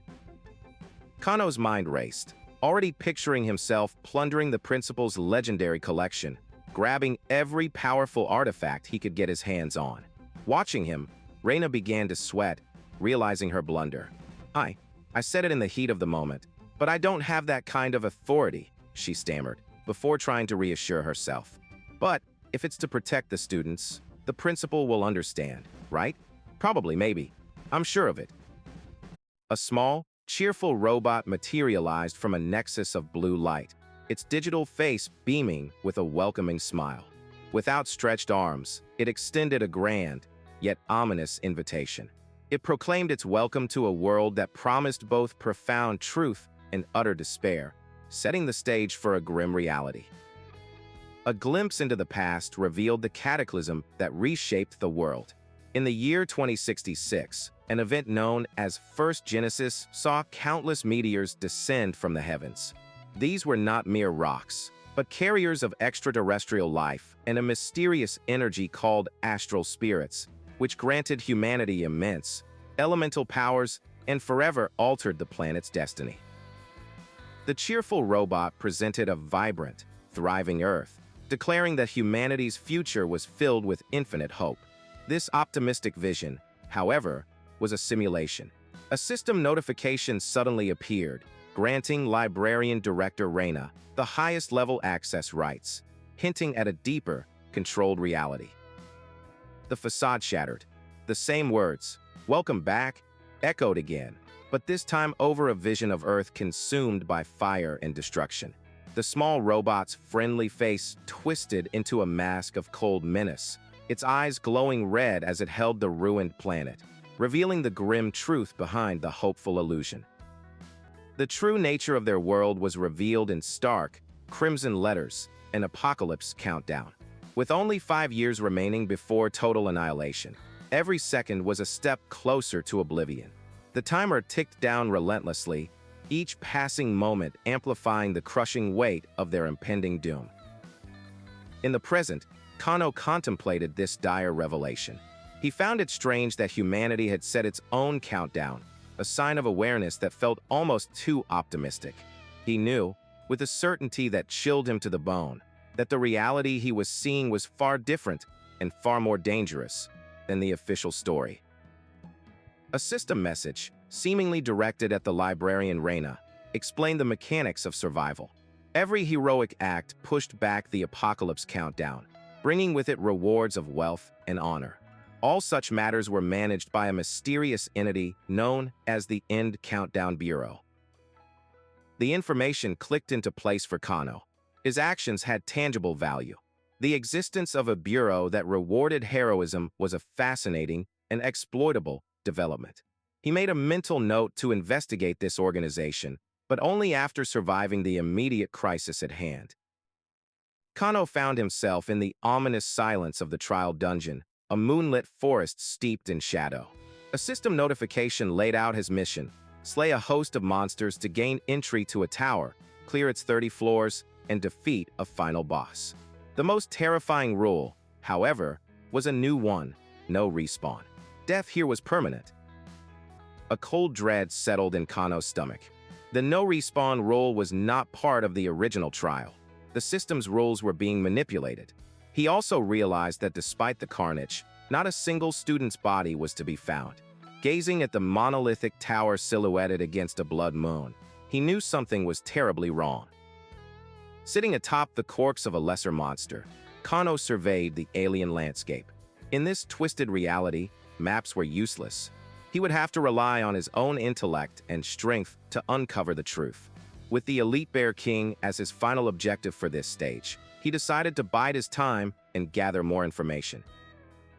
Kano summoned a holographic interface, his fingers flying across the glowing screen. There was a fundamental piece of this world's puzzle he needed to understand. He initiated a search for the single most relevant term he could think of: crisis.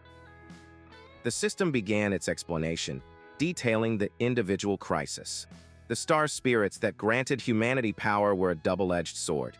When controlled, they bestowed incredible talents and enhanced abilities. But if one's control slipped, the power would run rampant, causing horrific mutations and stripping away sanity. Next, the territory crisis. The star spirits had not only empowered humans, but had also awakened self-awareness in nature itself, creating monstrous flora and fauna. After devastating losses, humanity retreated into massive, fortified strongholds called metropolitan zones, surrendering the planet to the wilds. The Sun Stellar Academy was located in the 5th zone, Earth. The final and most insidious threat was the core fatal crisis. It wasn't an external enemy, but one born from within. In the chaos following the First Great War, society collapsed into anarchy. Megacorporations seized control, ruling the metropolitan zones and waging secret wars for power, fostering the growth of treacherous, evil organizations. Kano absorbed the flood of information, a grim understanding dawning on him. This world's history mirrored his own project's design with only minor deviations. This meant his prior knowledge was not obsolete. It was his greatest weapon. If the core rules remained the same, he had an unparalleled advantage. As the shadow of a massive beast fell over him, Kano's resolve hardened. His path was clear. He had to leverage his unique insight and a lifetime of planning to accumulate more star spirits, enhance his talents, and become strong enough to conquer this altered reality. A deafening roar shattered the silence as the elite Bear King, Zeta Ursa, crashed into the clearing. A level 30 monstrosity with a star rank of 69, it was a hulking brute of muscle and rage. The ground trembled as it charged, its red eyes burning with feral hatred. Kano stood his ground, completely unfazed by the terrifying display. A blindfold covered his eyes, yet his senses were perfectly attuned to the charging beast. With a calm, almost predatory smile, he spoke into the wind. "Finally, you've shown up."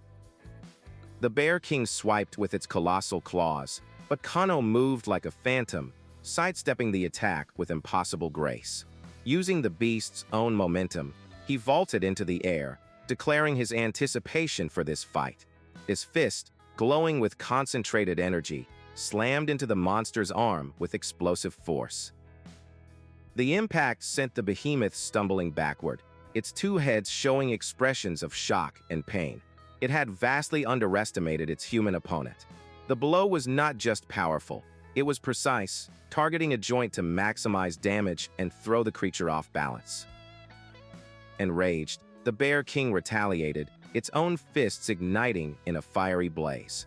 It unleashed a punch that tore through the air, sending Kano flying backward. Kano twisted mid-air, absorbing the shockwave, but narrowly avoiding the direct, crushing impact. The monster unleashed a furious barrage, its flaming fists turning the clearing into a maelstrom of destruction. Yet, Kano was a leaf in the wind, a blur of motion. He weaved between the devastating blows, using the shockwaves from the impacts on the ground to propel himself in an intricate dance of evasion. Zeta Ursa roared in frustration, its brutish attacks unable to land a single hit. Seizing an opening, Kano launched himself forward, grabbing onto the monster's flailing arm.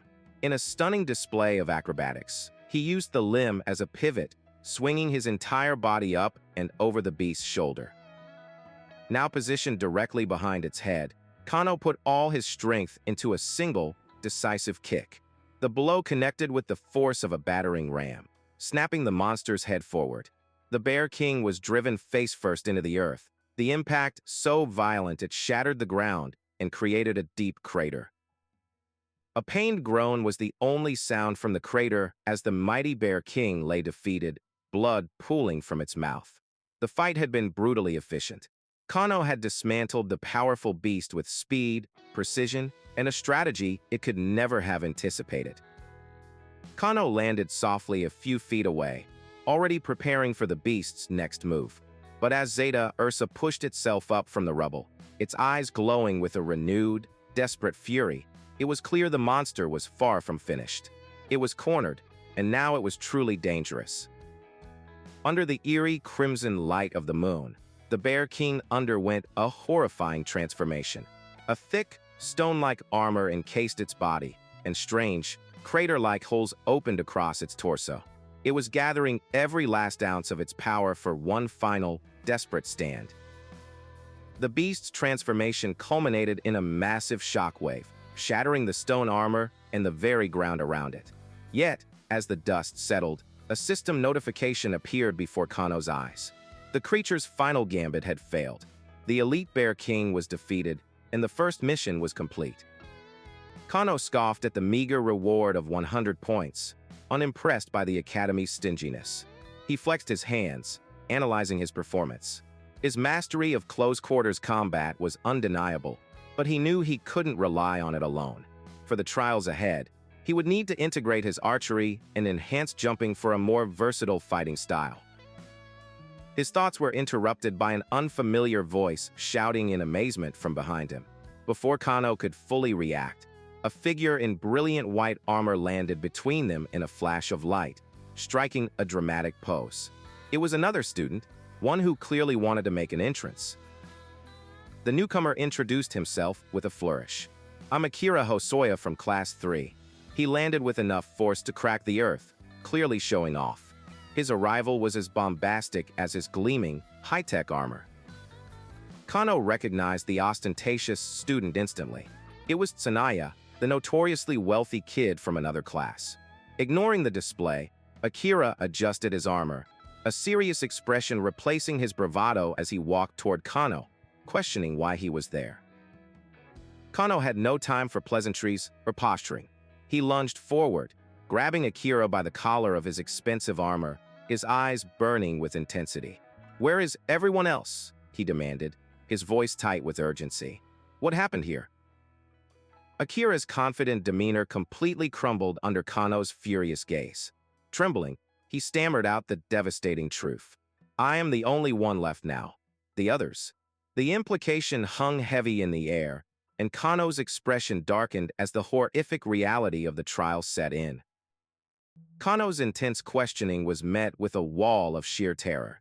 Akira, now a trembling wreck, clutched his head, refusing to relive the traumatic memories. He cried out, desperate to keep the horrifying sights buried, having only just managed to regain some semblance of composure.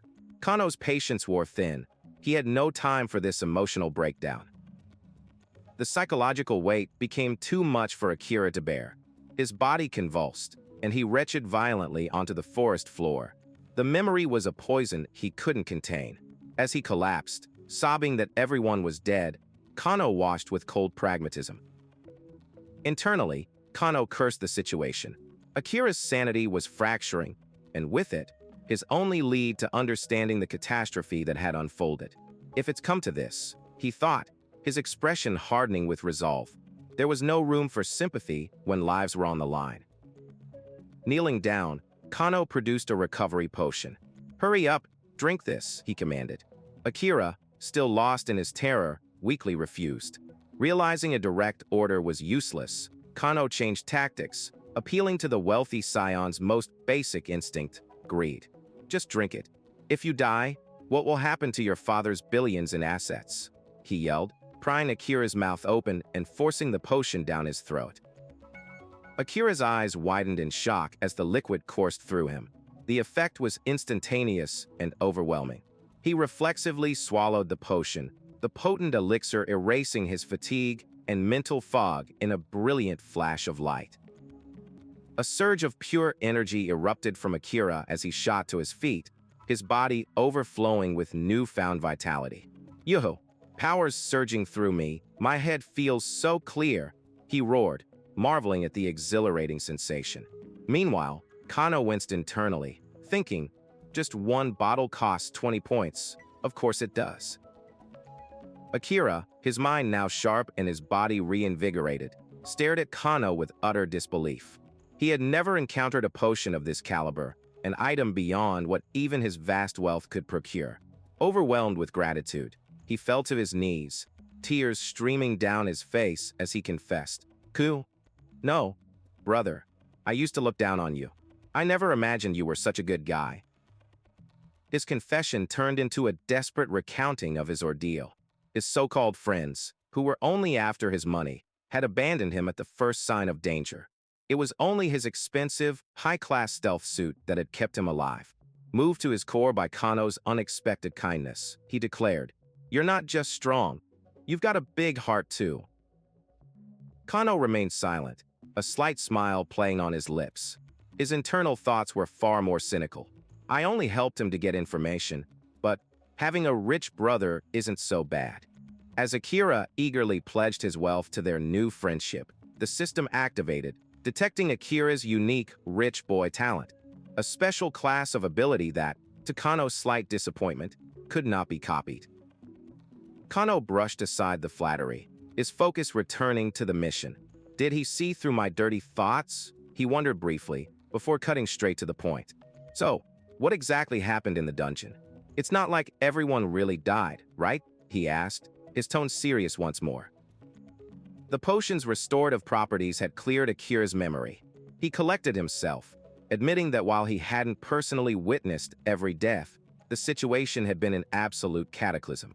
It was a crisis so severe that a total wipeout seemed not only possible, but inevitable. Akira began his tale. The moment they entered the dungeon, a strange mission parameter was announced: no respawn. At the time, they had all foolishly dismissed it as a simple glitch in the academy's system. Believing it to be a routine exercise, the various student parties confidently ventured into the forest to begin hunting. Their complacency was shattered in an instant. The beasts of the forest were 5 times stronger than anything they had ever faced in training.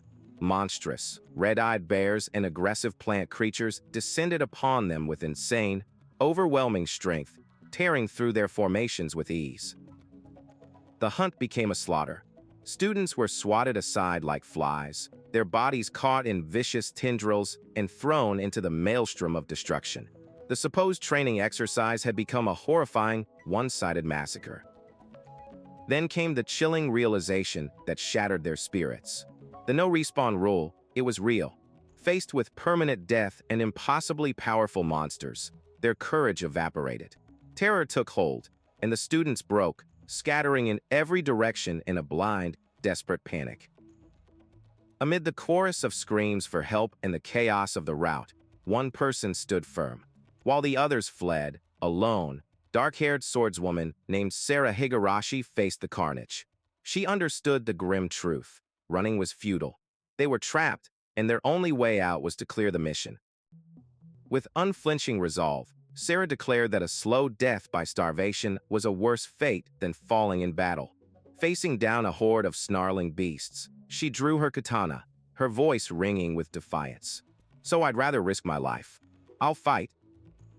Inspired by her courage, the remaining students rallied behind her. The battle that followed was brutal and costly.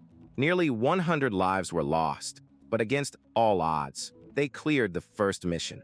The ground was soaked in the blood of their classmates, and the few survivors could only weep amidst the carnage.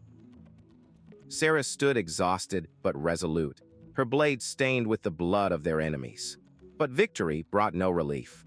Instead, it plunged the survivors into an even deeper despair.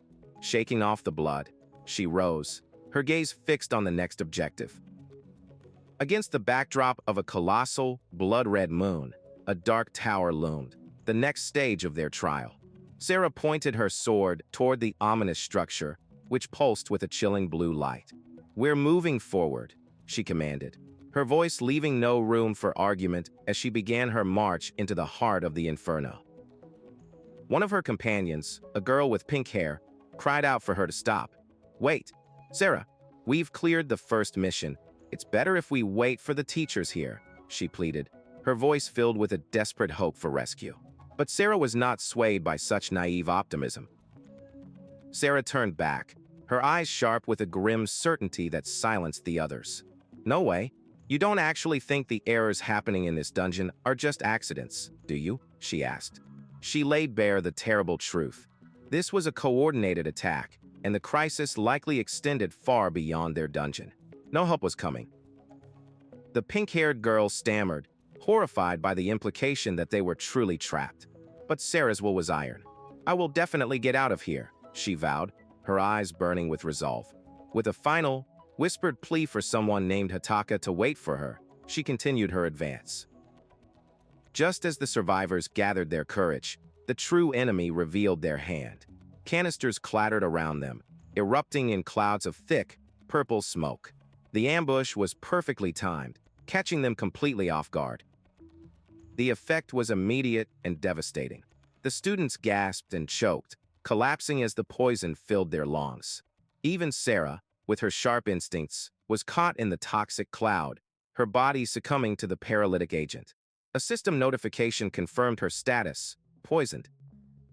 From the shadows emerged figures in advanced armor, led by one clad in brilliant gold. The leader spoke, his voice modulated by his helmet. Not only does she have high talent and star rank, but it seems her judgment is exceptionally sharp as well. The students stared in shock. This was no monster, but a human enemy. Sarah, recognizing the armored man as the architect of their suffering, grit her teeth. "So you're the source of this anomaly," she snarled. Pushing through the poison's effects, she launched herself at him in a final, desperate attack. The armored leader watched her approach, impressed. To still move this much while poisoned, truly a once-in-a-century talent.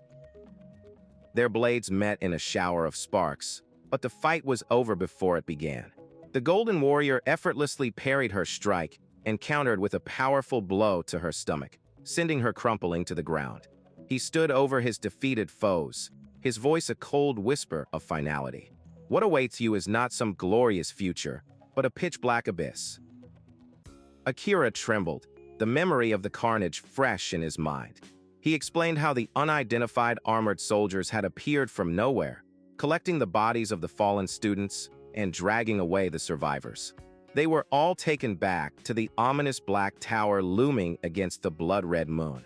Akira confessed that he only survived thanks to his family's high-tech defensive equipment, but the victory felt hollow.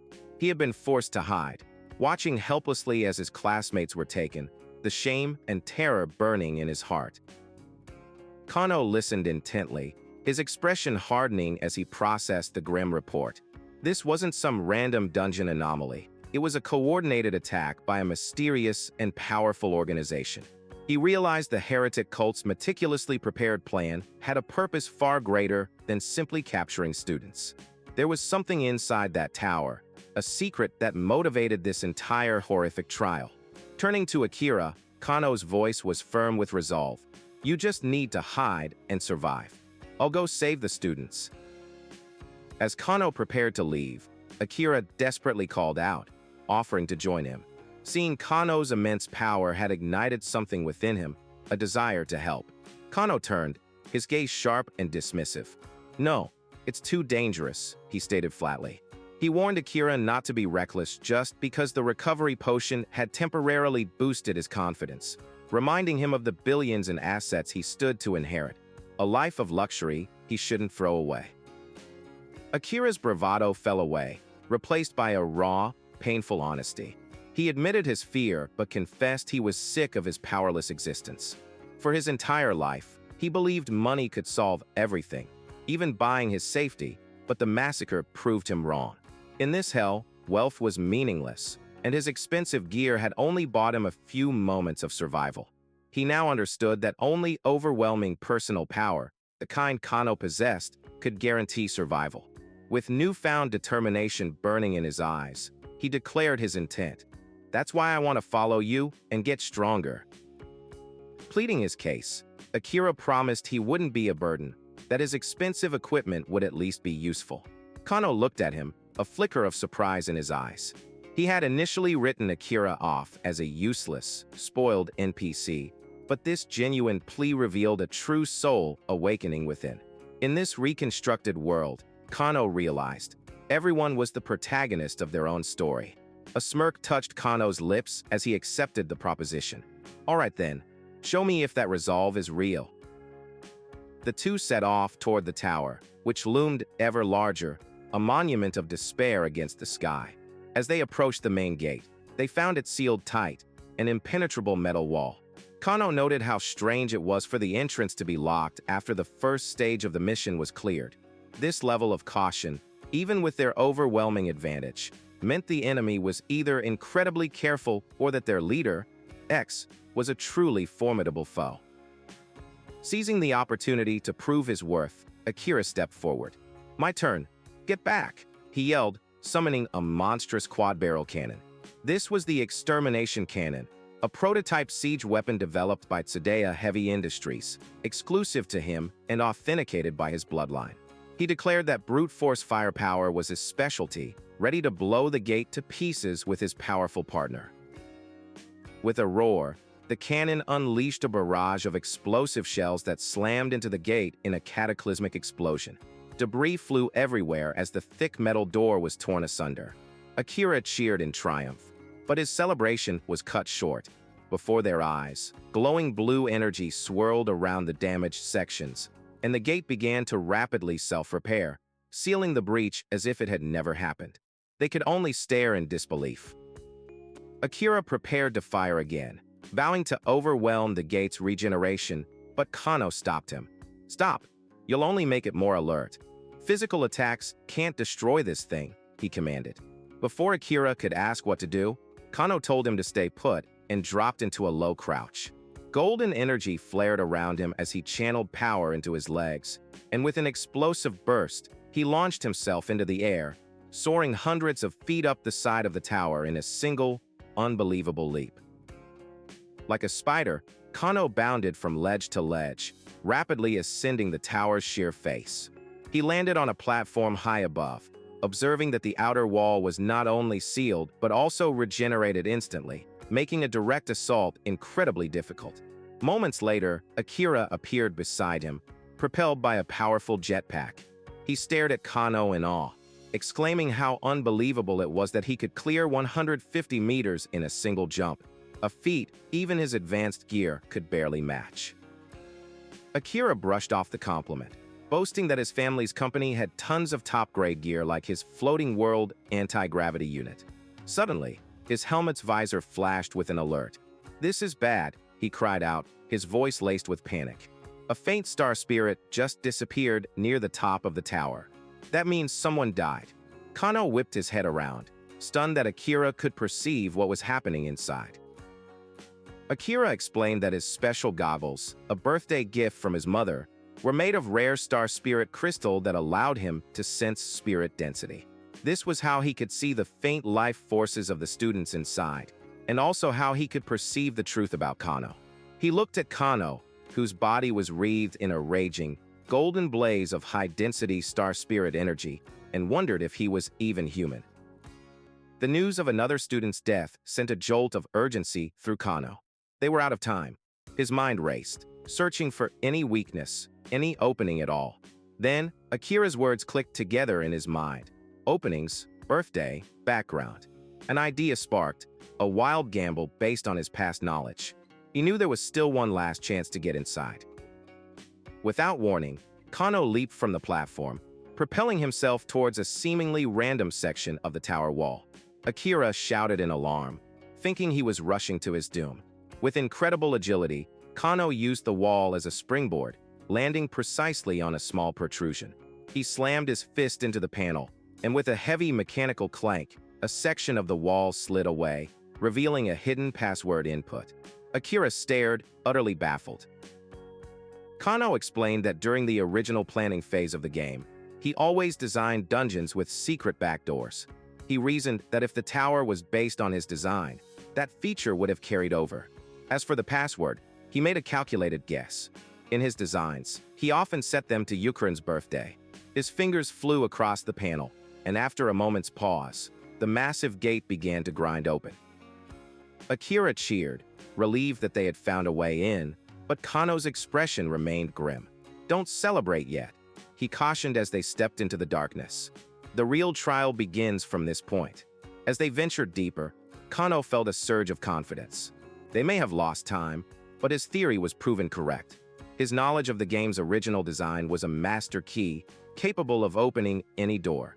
With this advantage, he knew he could save Yukiran.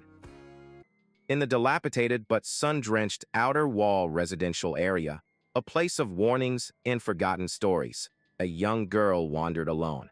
This was Setsura Higure, only 7 years old, who had slipped away from home, drawn by a secret curiosity. Despite her mother's words, she found a strange beauty in the decay, a sense of history that felt more real and lived in than her own pristine world. Her exploration led her to a clearing amidst the wreckage, where she spotted a boy perched atop a rusted-out vehicle. He was only a year older than her, Hoki Canoe, and he sat with an intense focus, a strange tool in his hands. He was utterly absorbed in his task, a small, solitary figure against the golden light of the setting sun. With a sharp snap, the boy unleashed a projectile from his slingshot. It flew with impossible speed and precision, striking a discarded can perched high on a stack of debris. For Setsura, who had only known a life of curated safety, the boy's raw skill was nothing short of magical. Her eyes, reflecting the distant impact, shone with pure, unadulterated admiration.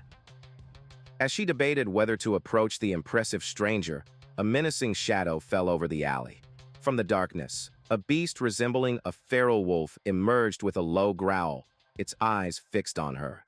Frozen in fear, Setsura could only let out a terrified scream as the creature charged, its claws ready to tear. She stumbled backward, her foot catching on a piece of rubble, sending her sprawling to the ground. Her brief moment of relief was shattered as another monster, a grotesque rat with glowing red eyes, shrieked and leaped from the shadows.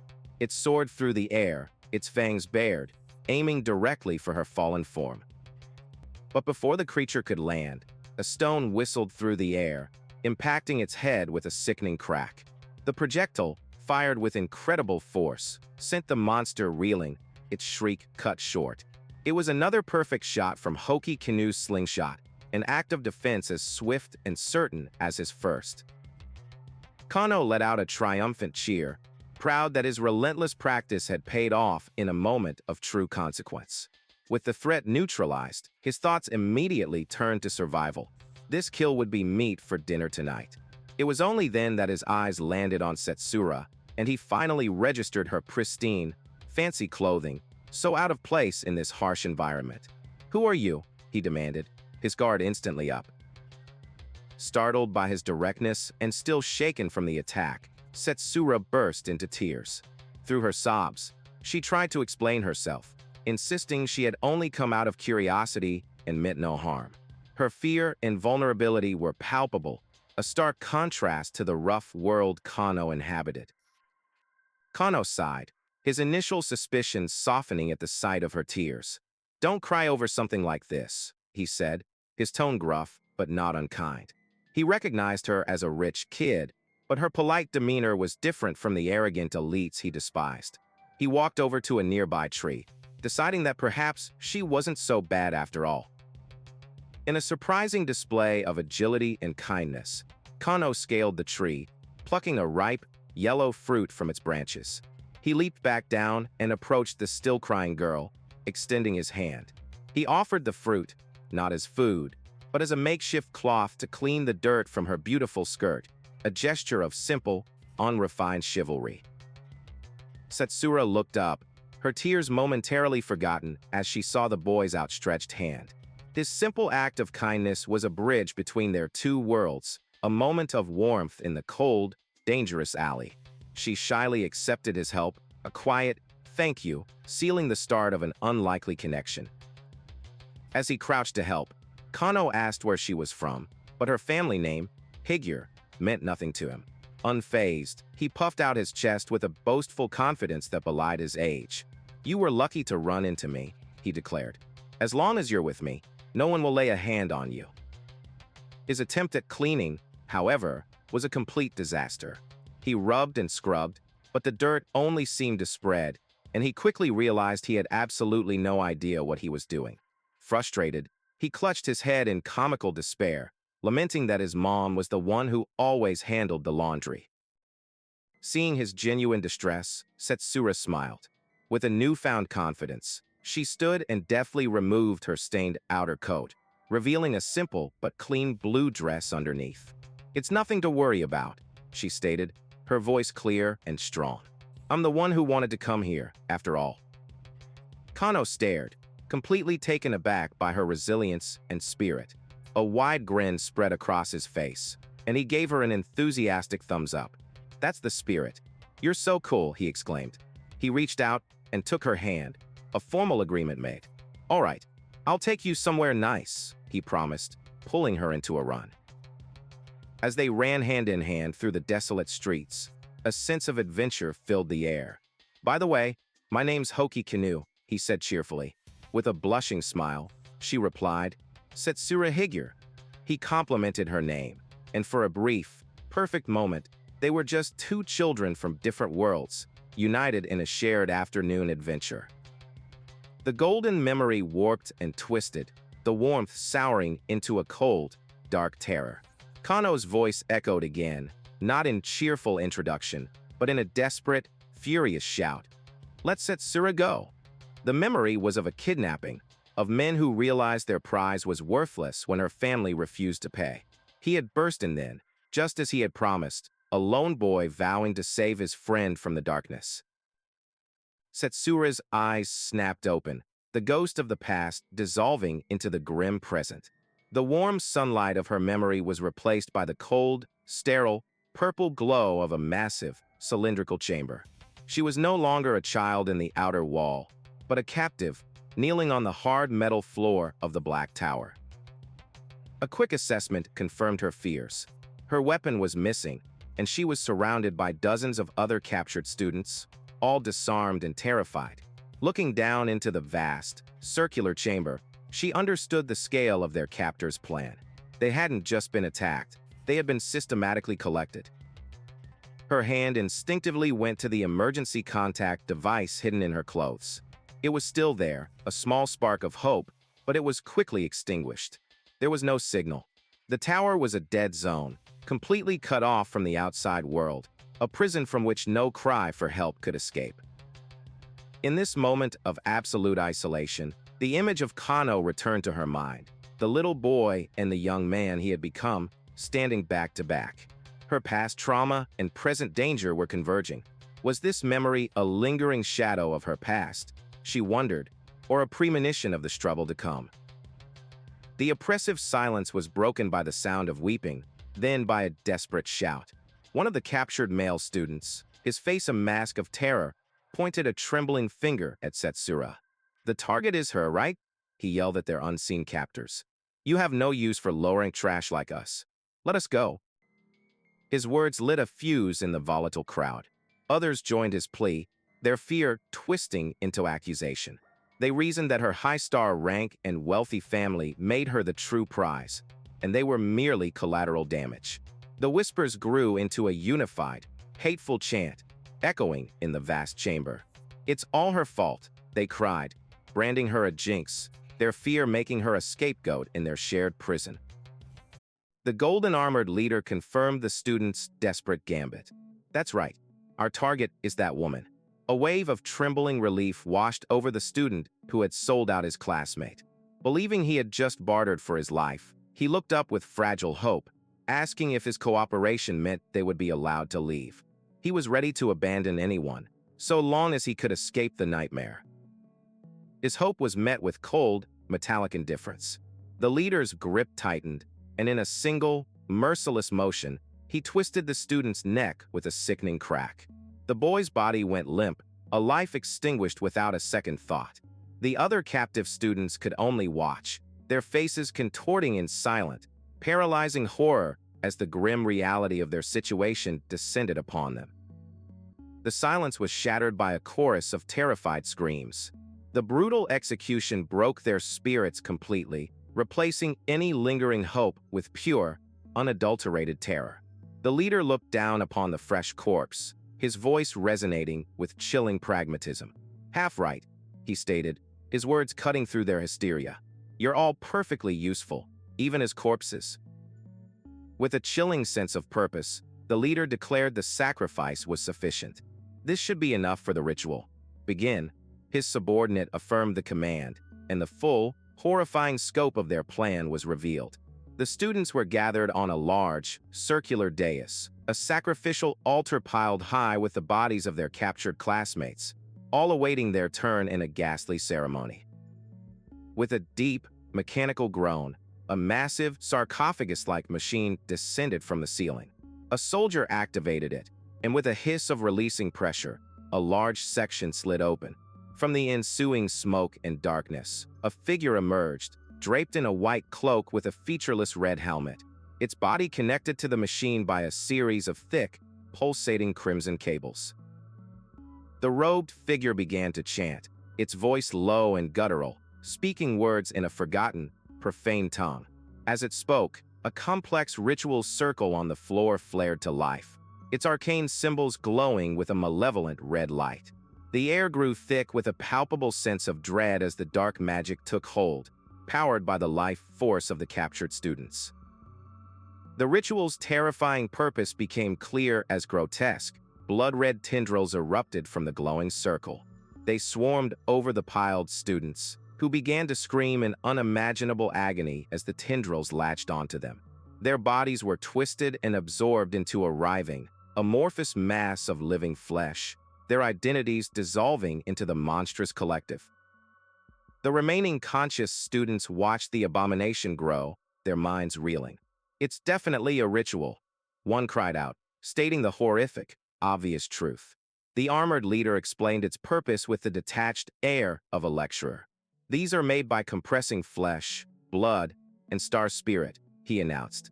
"They can be used as both materials and nourishment." He spread his arms wide, a grandmaster presenting his magnum opus. The grotesque, pulsating heart of flesh loomed behind him, a testament to his cruelty. With a voice dripping in mock sincerity, he addressed the terrified onlookers. "Gentlemen from the ivory tower, welcome to the real world." His taunt shattered the last vestiges of their composure. A wave of pure panic crashed over the students. Cries of "help me" and "run" filled the air as they broke ranks, their sanity fraying with every passing second. Survival was the only instinct left, and it drove them into a frantic, disorganized retreat. Their captors, however, were prepared for the chaos. "Don't make us waste our time. Stay still," one soldier barked. Another tossed a device into the fleeing crowd.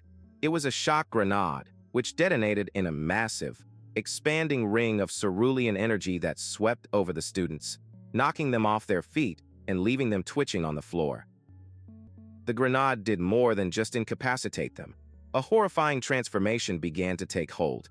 The students' bodies spasmed and contorted, their faces melting and reforming into monstrous visages with gaping jaws and needle-like teeth. Their screams of fear twisted into inhuman shrieks of agony as they were forcibly mutated into mindless beasts. The newly formed monsters, driven by a feral rage, immediately turned on their creators. The armored soldiers found themselves besieged by a tide of their own horrific experiments. The sheer number and savagery of the mutated students quickly overwhelmed their lines, forcing one to cry out in panic, "Leader, hurry and call for backup. We can't handle them on our own." The golden-armored leader let out an exasperated sigh, his patience clearly wearing thin. "I know," he snapped.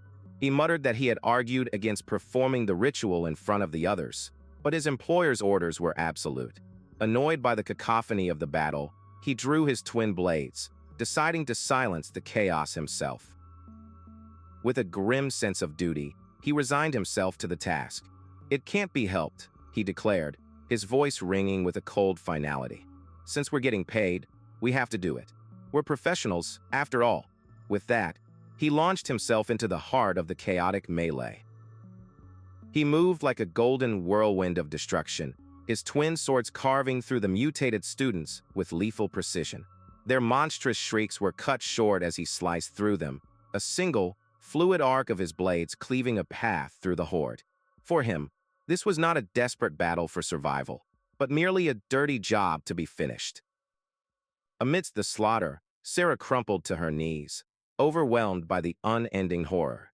She clutched her head, her body trembling uncontrollably as the world dissolved into a blur of violence and death. A single, desperate thought echoed in her mind. "I don't want to die. I don't want to die. Why am I so powerless?"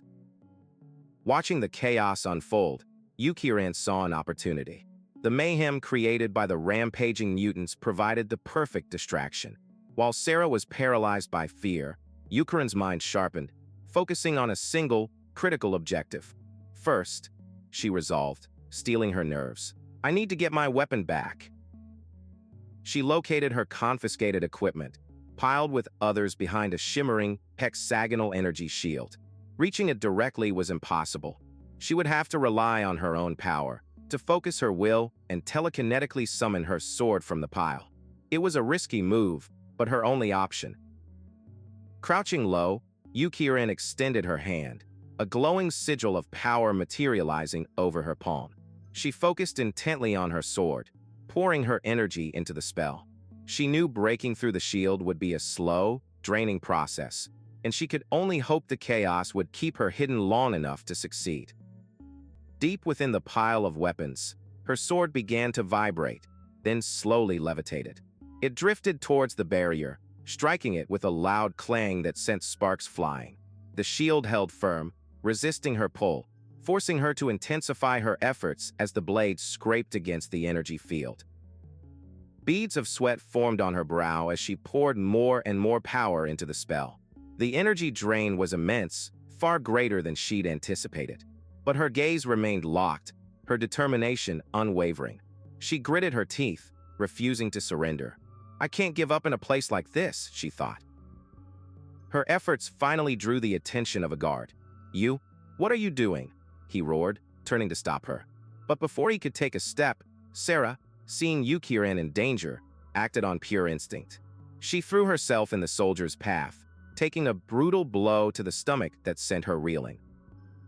The soldier clicked his tongue in annoyance, grabbing the injured Sarah. "You've got more guts than I thought," he sneered, his voice laced with cruel admiration as he prepared to execute her for her interference. "For that, I'll kill you." Suddenly, the soldier cried out in shock. Arcs of purple and blue energy enveloped him, and with a sickening sound, his weapon arm was violently torn from his shoulder. He howled in agony, stumbling back as blood sprayed from the grievous wound. In that instant, a figure shot past him. It was Yukiren, her reclaimed sword now firmly in her grasp. With a single, silent, and devastatingly swift strike, she sliced through the soldier's neck. His head flew from his shoulders as she landed, her expression a mask of cold, lethal focus. Sarah, bruised and bleeding but alive, looked up at her savior, her eyes wide with a mixture of pain and awe. "Did I help you?" "Even a little," she stammered, needing to know her sacrifice wasn't in vain. She whispered to herself, a newfound conviction in her voice. "Even if you're weak, there are still things you can do." Yukiren's hardened expression softened for a moment as she looked down at the girl who had bought her the time she so desperately needed. "Yes," she said, her voice quiet but firm. "Thank you for buying me time. Thank you. But it's not over yet." Her momentary gentleness vanished as she turned to the other students, who were still cowering in fear. Her voice rang out like steel, sharp and commanding. "Crying won't change the situation," she declared, her gaze sweeping over them. "If you don't want to die, take up your weapons and fight back." With her challenge hanging in the air, Yukiren didn't wait for a response. She charged back into the fray, her long hair flowing behind her like a banner of war. She was no longer just a student. She was a warrior, fueled by a desperate, burning resolve. "I can't die in a place like this. Wait for me, Hoki." As Yukiren rallied the others, the armored assailants reacted with lethal force. One cursed in frustration, shocked that she had armed herself so quickly before ordering his men to open fire. A storm of energy blasts erupted, but Yukiren moved like a phantom.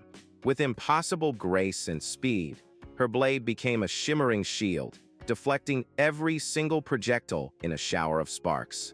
The soldiers could only stare in disbelief as she danced through their attack, completely untouched. For Yukiren, this was nothing new. It was a muscle memory etched into her very being through a childhood of relentless, brutal training. Deflecting bullets was not a miraculous feat. It was a foundational skill, a grim requirement for survival in the world she was born into. Her eyes, cold and focused, betrayed a history of pushing past pain and fear, honing her reflexes to a razor's edge. A memory surfaced. At age 8, a young Yukiren swung a wooden sword with fierce determination in a sun-drenched courtyard. Her maid pleaded with her to stop, her voice fraught with worry. Even though the projectiles were just toys, the intensity of the training was terrifying. But Yukiren ignored her, her young voice already carrying the weight of command as she ordered the training to continue. Years passed, and the training only intensified. At 13, the toy guns were replaced with real ones. Her maid's panic escalated, begging her to at least wear a bulletproof vest. Yukiren refused. reasoning that any armor would only slow the speed of her blade. Her focus was absolute, her dedication to her craft unwavering. By 17, she stood calmly before her maid, who now held a terrifying minigun, tears streaming down her face at the thought of what could happen. Yet Yukirin's resolve was unbreakable, her belief in her own skill absolute. "I won't die," she declared, her voice ringing with a conviction forged through a lifetime of such trials. "So shoot at me." Back in the present, the memory of her harsh training fueled her movements. With a final, fluid slash, she cut down the last of the armored soldiers. The other students, who had moments ago condemned her, now stared in stunned silence. The sheer power of a rank 10 was overwhelming, a force of nature they couldn't comprehend. A flicker of hope ignited in the terrified crowd. One student, his voice trembling, realized that staying by Yukirin's side was their only chance of survival. His sudden resolve was contagious. A lone girl charged forward, and then, moved by a desperate instinct to live, the others followed, their fear giving way to a roaring battle cry as they surged into the fight. As her newfound allies engaged the enemy, Yukirin's mind raced, analyzing the inconsistencies of the attack. Something was wrong. They were ambushed outside the dungeon, and she was singled out immediately from hundreds of students. It was impossible for them to have known her rank. The chilling conclusion settled in her heart like ice. There was a traitor among them. She understood the gravity of the situation. Unless the traitor was exposed, they would never be safe. But her thoughts were violently interrupted. A searing beam of golden light shot through the chaos, piercing her side. Yukirin gasped, stumbling in shock as the golden-armored leader reappeared before her, his attack swift and devastating. Clutching her bleeding wound, Yukirin faced the imposing warrior. He spoke with a casual arrogance, complaining about the fight dragging on. In a desperate gambit, she tried to extract information, offering to double his payment in exchange for his employer's name and the identity of the traitor. The warrior simply laughed, amused by the proposition. His modulated voice dripped with condescension. "As expected of the Higure family's young lady, you sure throw money around. But what I want..."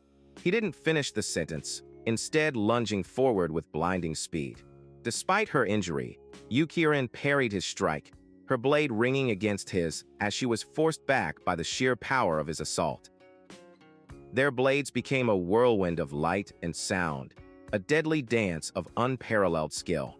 Yukirin held her own, her movements precise and economical, but the warrior was relentless, clearly enjoying the challenge. Gritting her teeth, she parried another blow, her suspicion confirmed. This wasn't just a job for him, this was personal. A sudden beeping from his armor broke the rhythm of their duel. The golden warrior glanced down, a hint of annoyance in his posture. "I got so into it, I lost track of time," he grumbled, before leaping back to create distance between them. He raised a hand, signaling an end to their one-on-one fight. "Listen up," he commanded, his voice echoing with menace. The blades on his arms began to glow and vibrate with terrifying energy. "The thing I hate most in this world is over time, a wave of raw power radiated from him, silencing the battlefield. He unleashed a piercing, high-frequency wave, a sonic attack that shattered the air itself. Yukirin cried out, clutching her head as an agonizing pressure rattled her brain, paralyzing her instantly. Around her, the other students collapsed, screaming in pain, completely defenseless. With his enemies incapacitated, the warrior unleashed his ultimate technique. "No one interferes with my clocking out." Tremor-rending rampage. Massive spikes of golden energy erupted from the floor, indiscriminately impaling students and monsters alike. The chamber became a scene of pure carnage, and Yukirin could only kneel, horrified and helpless, in a spreading pool of blood. Even then, her spirit refused to break. With every ounce of her will, she fought against the paralysis, her hand trembling as she reached for her fallen sword. The golden warrior appeared over her, impressed by her tenacity. "You'd live longer if you just behaved," he said, picking up her sword. "This sword, all your blood, sweat, and will are infused into it. Huh? Then I'll snap that meaningless thing in half." With a horrifying crack, he brought the blade down over his knee, shattering the steel that was an extension of her soul. Yukirin's eyes widened in despair. In one final act of cruelty, he drove the jagged shard of her own sword through her shoulder, pinning her to the cold floor.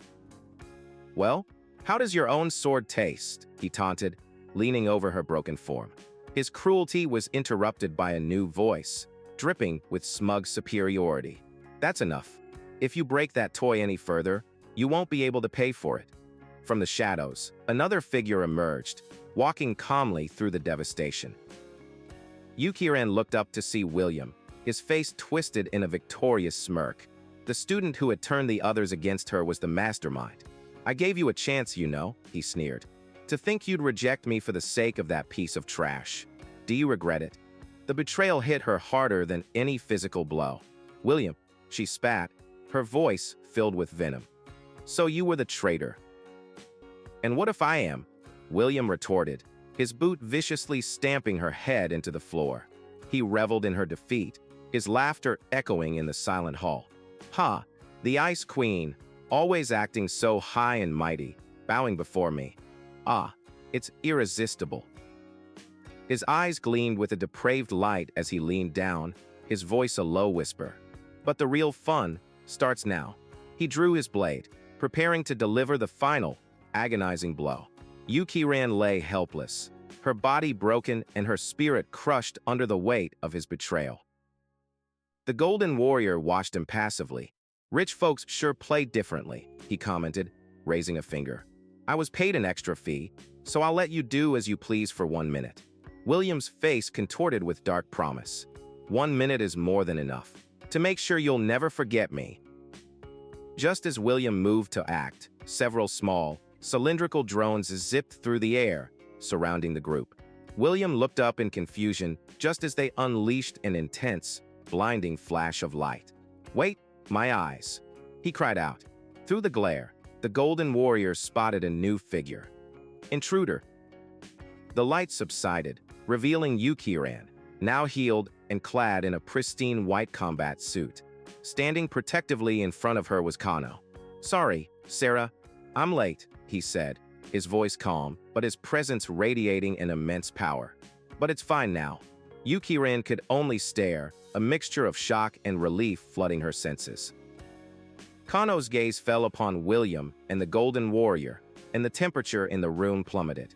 His eyes glowed with crimson fury as a violent, crackling aura of red and black lightning erupted around him. He clenched his fist, his voice a low, terrifying growl that promised nothing but destruction. "Anyone who lays a hand on my family." Yukirin stared, a wave of profound relief washing over her as the crackling red and black lightning subsided. There stood Kano, his back to her, a bulwark against the darkness. "Hataka," she whispered, the name a breath of hope. In that moment, he was not just her rescuer, but a living echo of a promise made long ago. He had come for her, just like back then. Kano faced the Golden Warrior, his expression a mask of detached calm. The armored mercenary tilted his head, his modulated voice curious. "Did you really think you could save all the people outside?" Kano offered a faint, almost mocking smirk. "Who knows?" Before the Golden Warrior could press further, William stepped between them, his hand resting on the mercenary's arm. He fixed his gaze on Kano, a slow, malicious smile spreading across his face. "Kanu, your timing is really awful," he mused, his eyes gleaming with a twisted light. "No, maybe I should call it perfect." William's smile widened into a predatory grin as he gave voice to his depraved fantasy. "I'll beat you half to death, assault Higure right before your eyes, and then let her watch you die." He hissed, his tongue darting out in sick anticipation. "That's gonna feel so incredibly good. Ha ha." The Golden Warrior watched Kano, a flicker of caution in his posture. "Don't let your guard down," he warned William. "There's something off about that brat." But William just laughed, dismissing the warning with arrogant disdain. "Huh, what's there to fear from trash without even a star rank?" Confident in his supposed superiority, William leveled his sword at Kano's throat, his expression condescending. "So, have you accepted your fate?" he sneered, ready to deliver what he believed would be the final blow. The air grew still, charged with the tension of the imminent clash. Kano's head remained bowed, his face obscured by shadow. His fingers closed around the very tip of William's blade, stopping it cold. "I already have," he replied, his voice a low, chilling whisper. "The question is, have you?" Lifting his head, his eyes burning with crimson light, he declared his true destiny. "Yeah, I've accepted it. I'm ready to climb to the top, stepping on the corpses of scum like you." Enraged by the defiance, William thrust his sword with killing intent. But with impossible speed, Kano's hand shot out, catching the razor-sharp blade as if it were a toy. A ripple of violet energy pulsed from his grip as William stared in utter disbelief, a shocked gasp escaping his lips. What in the world?" Kano's grip tightened with a sickening crunch, the bones in William's hand shattering within his gauntlet. An agonizing scream tore from William's throat. "Wah! What is this power?" he shrieked, his arrogance evaporating into pure terror. "Let go of me, you fiend." Ignoring his pleas, Kano used his unbreakable grip as a pivot. With a surge of raw strength, he spun on his heel, swinging the terrified William through the air like a ragdoll. William's body became a weightless projectile, completely at the mercy of Kano's relentless momentum. The throw culminated in a brutal, ground-shattering impact. William was slammed into the reinforced floor with enough force to crack it, the sound echoing through the chamber. He cried out, his body convulsing from the devastating blow, the pain overwhelming his senses. Kano loomed over his broken form, grabbing him by the face and lifting his head. Panic seized William as he stared into Kano's merciless eyes. "Stop it," he pleaded, his voice cracking with fear as he was forced to look upon the face of his executioner. Without a word, Kano began to rain down a merciless barrage of punches. In a desperate act of self-preservation, William activated a defensive artifact. A brilliant, hexagonal barrier materialized around him, an epic-class energy shield designed to withstand heavy artillery. Panicked, William shrieked at his silent partner. "What are you doing? Kill him already." The Golden Warrior, however, simply stood with his arms spread wide, an air of professional detachment about him. "I could do that," he said calmly, "but killing him wasn't written in the contract. It'll cost you extra." William's face contorted in a mask of fury and desperation. "Darn it," he cursed, realizing he was being extorted in his moment of need. Trapped between the mercenary's greed and Kano's fists, he screamed his consent. "I'll pay whatever it takes, just kill him." But it was too late. A spiderweb of cracks spread across the epic-class shield under Kano's relentless assault. With a final, explosive punch, the barrier shattered into 1,000 pieces of light. William's eyes went wide with horror.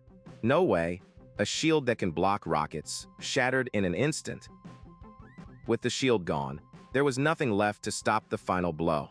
Kano's fist connected squarely with William's chest, the impact sending him flying backward amidst a shower of crystalline fragments. His agonized scream was the only sound as his body tumbled helplessly across the broken floor. The captive students, who had been cowering in the background, could only stare with wide-eyed shock. Their jaws hung open, their minds struggling to process what they were seeing. Is that really Canoe?" one of them stammered. "When in the world did he get this strong?" Sarah watched from the side, a look of pure astonishment and admiration on her face. The weak, unassuming boy she once knew had vanished, replaced by an unstoppable force of nature. A proud smile touched her lips. "Amazing," she thought. "He's blowing everyone's minds." At that moment, a woman in sleek white armor appeared beside Yukiran. "Missus," she exclaimed, her gaze locking onto Yukiran before she presented a magnificent sword. "This is for my brother." Yukiran recognized the newcomer. "You are? Sanaya?" Yukiran took the weapon, her breath catching in her throat as she felt its power. The blade, named Frostfang, radiated an aura of immense cold. "What is this sword?" she marveled internally. "Even among the Higure family's treasures, this is one of the finest. Where did he get something like this?" The epic-grade weapon, forged from mithril and a millennium ice crystal. Felt like an extension of her own will. Sanaya quickly relayed the plan. Big Bro says he'll draw their attention. While he does, protect the other students and get them out. I'll back you up. Yukirin looked from the powerful sword to the ongoing battle, a new respect for Kano dawning. You prepared all this before coming here? She murmured. It's like you're a different person. Without wasting a second, Yukirin and Sanaya leaped into action, tossing a canister that erupted in a massive cloud of smoke. The enemy soldiers were momentarily confused. A smoke grenade, their commander barked. Don't underestimate us. Everyone switched to thermal imaging. His visor glowed red as he activated the advanced sensor. A holographic display filled the commander's vision, scanning the smoke-filled area for heat signatures. But to his shock, the display was empty. The thermal scan showed nothing. What? He yelled in disbelief. There's no one there. His confusion was cut short by the sharp crack of a sniper rifle. One of his men crumpled to the ground. A hole blasted through his helmet. A sniper attack? Another soldier cried out. From a high vantage point, Sanaya peered through her scope, a confident smirk on her face. Don't lump Sanaya Heavy Industries smoke grenades in with cheap knockoffs, she declared to herself. The remaining soldiers scrambled, shouting orders to secure the area. Block every exit. Don't let them escape. But their formation was too slow, their reactions clumsy in the face of a coordinated assault. A streak of white and blue cut through the chaos. Everyone this way, Yukirin commanded, her voice ringing with newfound authority. Wielding Frostfang, she carved a path through the enemy lines, each swing of the icy blade felling soldiers and clearing the way for the students to escape. As she led the last of the students towards safety, she cast one last look back towards the battle. Her eyes, filled with a fierce resolve, were locked on the distant figure of Kano. Once I evacuate the students, I'll come back to support you, she vowed silently. Wait for me. Back in the main chamber, a single drop of blood splattered onto the cracked floor. William lay in a heap, his face swollen and bruised, pleading for his life. I'm sorry. I got a little carried away, he sobbed. I haven't even touched Higure yet. So forgive me, please. Kano stared down at the groveling traitor, his expression devoid of any pity. His voice was as cold as ice as he passed judgment. How many innocent students died because of your betrayal? You really think forgiveness is an option? Just as Kano prepared to end it, the Golden Warrior burst into motion, his armor flaring with yellow energy. Holding back isn't your style, the mercenary stated, his voice sharp with insight. He lunged, not at Kano, but towards the battered William. Kano reacted instantly, flipping backward to avoid the warrior's advance. The mercenary landed gracefully, his analysis continuing unabated. You could kill him anytime, but you're stalling to buy the others time to escape, right? He deduced, his gaze tracking Kano's every move. The warrior placed a hand on William, bathing him in a restorative light. Quick heal, he announced. As his wounds mended, William began to complain immediately. You're late to save me. I almost died. Curse you. The mercenary looked down at his client with an unreadable expression. Already back on your feet, he noted dryly. As long as I'm paid, I'll come running instantly. His loyalty, it was clear, extended only as far as his contract. William scrambled up, his face twisted with rage and humiliation. TCH, hold him off. Killing him here so quickly would be a waste, he screamed. Pointing a trembling finger at Kano, he unleashed a torrent of vile threats. You'll regret not killing me. I'll slaughter you, your whole family, every last one of them. I'll make you watch them perish, and then I'll kill you last. A voice crackled in Kano's ear, a calm report from Sanaya. Big Bro, all the students have been evacuated outside Black Tower. Go all out. The last restraint was gone. A grim finality settled over Kano's features as he gave a single, curt reply. Roger. Suddenly, a volley of energy-laced arrows shot from the darkness, streaking towards the Golden Warrior. With casual speed, he batted them aside, the projectiles deflecting harmlessly off his armored gauntlets. Heh, he scoffed, unimpressed by the attack. But one arrow, after being deflected, ricocheted off the far wall at an impossible angle, changing its trajectory. It now flew directly towards the ranting William. The Golden Warrior's head snapped around, his modulated voice betraying his shock. "What?" Before William could even register the new threat, the golden arrow pierced his forehead with a sickening thud. His eyes went wide and vacant, a single, confused sound escaping his lips as his life was extinguished in an instant. The traitor's vile threats died with him. From the shadows where the arrows originated, a new figure emerged. Clad in golden armor and a crimson, hooded cloak, an archer knocked 3 more arrows, their tips glowing with power. His voice, low and resolute, echoed in the sudden silence. "Sorry, but that's not happening." In the sudden, deafening silence, William's body lay sprawled across the cold floor, a single golden arrow protruding from his forehead. His life, and his treacherous ambitions, had been extinguished in an instant. As if the world itself were a game, system notifications materialized in the air, confirming the kill and awarding points, along with a piece of encrypted data dropped from the fallen traitor. The Golden Warrior, Kano's true adversary, showed no emotion at the death of his supposed ally. With a foot planted disrespectfully on William's back, he spoke with the cold detachment of a mercenary whose only concern was his payment. Turning his helmeted gaze towards the shadows where the archer stood, his modulated voice was a mix of derision and cautious respect. He acknowledged the audacity it took to eliminate the heir of the powerful William group without a moment's hesitation. A moment of realization dawned on the warrior as he connected the archer's interference with the girl he'd been sent to capture. "Ah, so that woman was yours," he mused, a cruel understanding in his tone. He raised his twin pistols, the metallic clicks echoing in the chamber as he prepared them to fire. "I admire your devotion," he mocked, "but give up on ever seeing her again." From the darkness, the hooded archer, Kano, remained defiant. "We'll see about that," he declared, his voice ringing with unshakable resolve. He fluidly knocked not 1, but 3 arrows onto his bowstring. The arrowheads pulsed with a brilliant golden energy, a silent promise of the devastating power he was about to unleash. The Golden Warrior didn't wait, unleashing a storm of gunfire. Yet, instead of finding their mark, the bullets were met by a volley of golden arrows. The air erupted in a shower of sparks as metal and energy collided, a violent symphony of light and sound. The warrior watched in disbelief, forced to concede that he had grossly underestimated his opponent's capabilities. As the afterimages of the clash faded, the warrior realized his target was gone, having moved with impossible speed.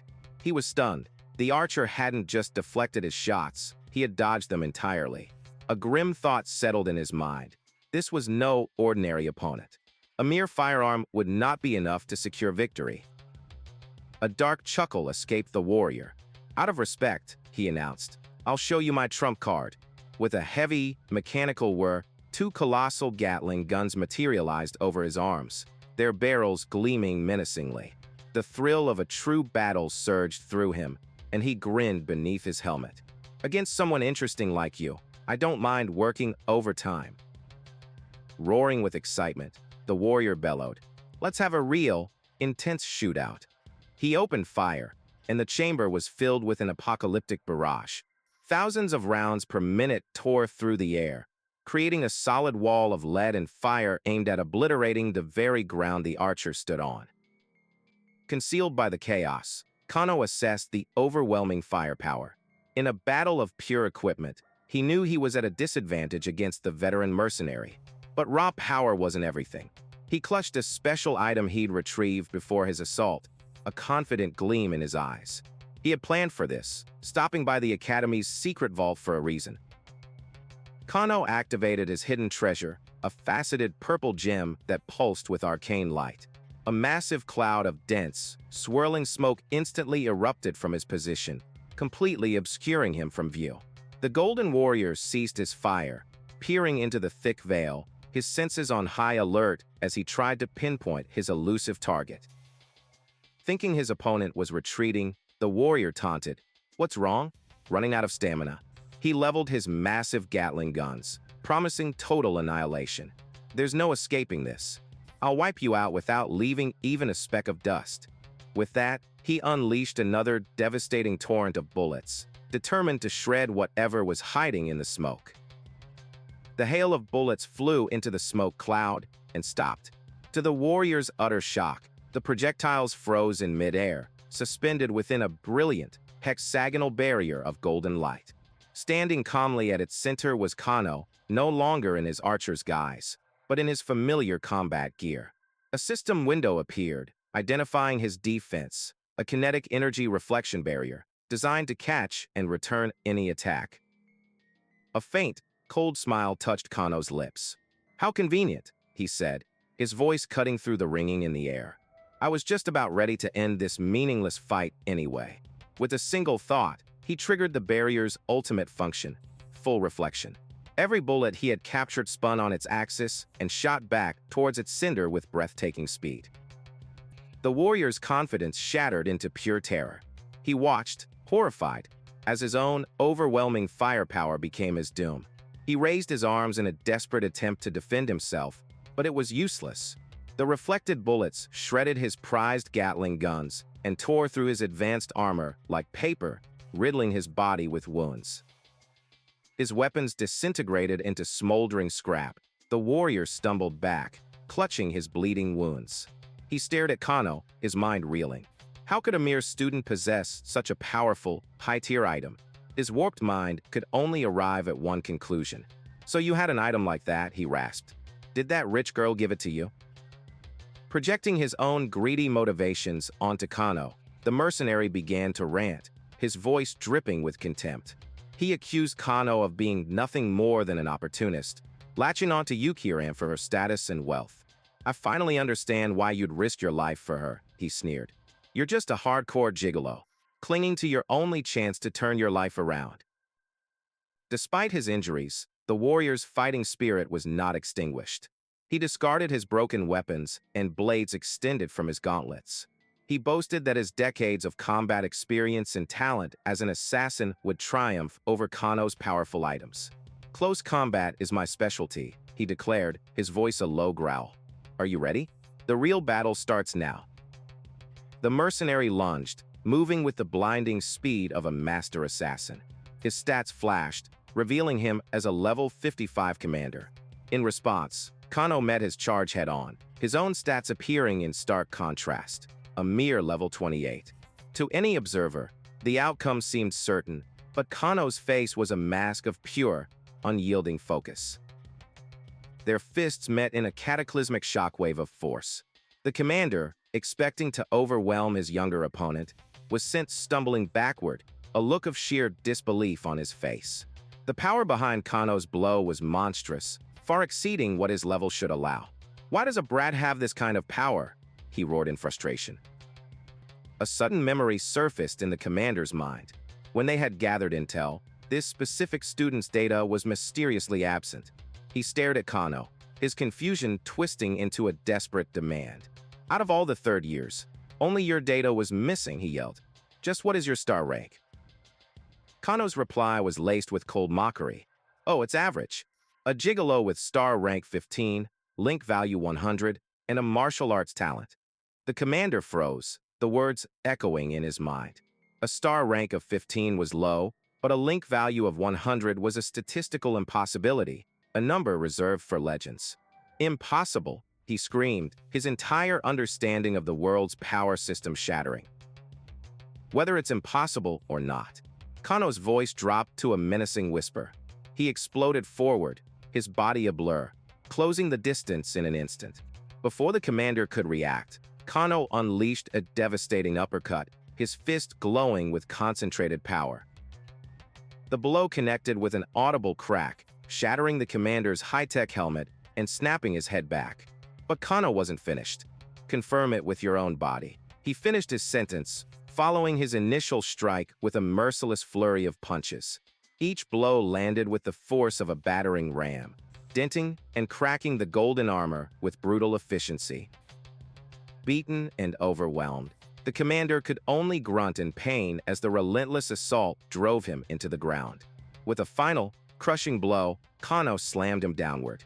The reinforced floor gave way, shattering into a spiderweb of cracks as the sheer force of the impact pulverized the structure itself.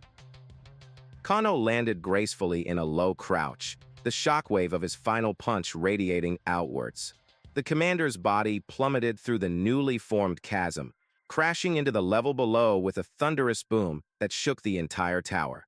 The once proud warrior was left a broken heap amidst a crater of his own making. From the rubble below, the commander stirred, refusing to stay down. Bloodied and broken, he pushed himself to his feet, his pride as a veteran warrior screaming in defiance. "No way. A veteran like me can't lose to a kid," he roared, channeling all his remaining energy into one final, desperate gambit, a full-power sonic attack. Kano watched the commander's final stand without a flicker of emotion. He bent down and picked up a fallen spear, its edge gleaming in the dim light. He calmly walked to the edge of the chasm, looking down at his defeated foe with the cold eyes of an executioner. "You picked the wrong enemy to oppose," he stated simply. "It's time for reckoning. Are you prepared?" Staring up at his impending doom, the commander's desperation broke, replaced by a fit of maniacal laughter. "I've lost. Meeting you was my misfortune," he cackled, blood spilling from his lips. "I've long since been ready to kill or be killed. I fear no death." With his last breath, he tried to issue a final threat. "But don't think killing me is the end. The William Group and my employer will destroy." His words were cut short by a flash of red light, as Kano's spear silenced him forever. Staring down at the body, Kano's gaze was hard and unwavering. "Don't worry," he vowed to the empty air. "No matter how difficult the road, I'll walk it through to the end." Just as the battle concluded, a deep, powerful vibration suddenly shook the foundations of the tower. It was not an explosion, but something more profound, more ancient. Kano tensed, his senses screaming danger as the unholy tremor intensified, the very air growing heavy and oppressive. A chilling, disembodied voice echoed from the heart of the tower, speaking of a ritual reaching its climax. "At last, I've gathered the final flesh and blood needed. The time has finally come." In the central chamber, a grotesque altar of flesh and wires pulsed with malevolent energy. A hooded figure at its center raised its arms as the voice began a mad chant. The descent of the outer god. The fleshy pillar writhed, sprouting a horrifying collage of screaming, disembodied faces. The insane chant of outer god descent grew louder, echoing with the combined voices of countless souls. Kano looked toward the source of the disturbance, his face paling as he began to comprehend the true, cosmic horror that had been set in motion. With a deafening roar, the ceiling above Kano ripped apart. But instead of revealing the sky, the collapsing structure unveiled an impossible vista, a silent, star-strewn void dominated by a colossal, blood-red moon. A blaring system warning flashed before his eyes as he found himself standing on a precipice, staring into the abyss where reality had been torn asunder. Kano's breath caught in his throat, his eyes wide with a terror that dwarfed any he had felt before. Silhouetted against the crimson moon was a being of incomprehensible scale and form, a creature of writhing tendrils and cosmic madness. It was an entity that should not exist, a being from beyond the veil of their world. As another warning flashed, he whispered the name in disbelief, an outer god. The fractured reality revealed a blood-red moon, against which a creature of nightmare was silhouetted.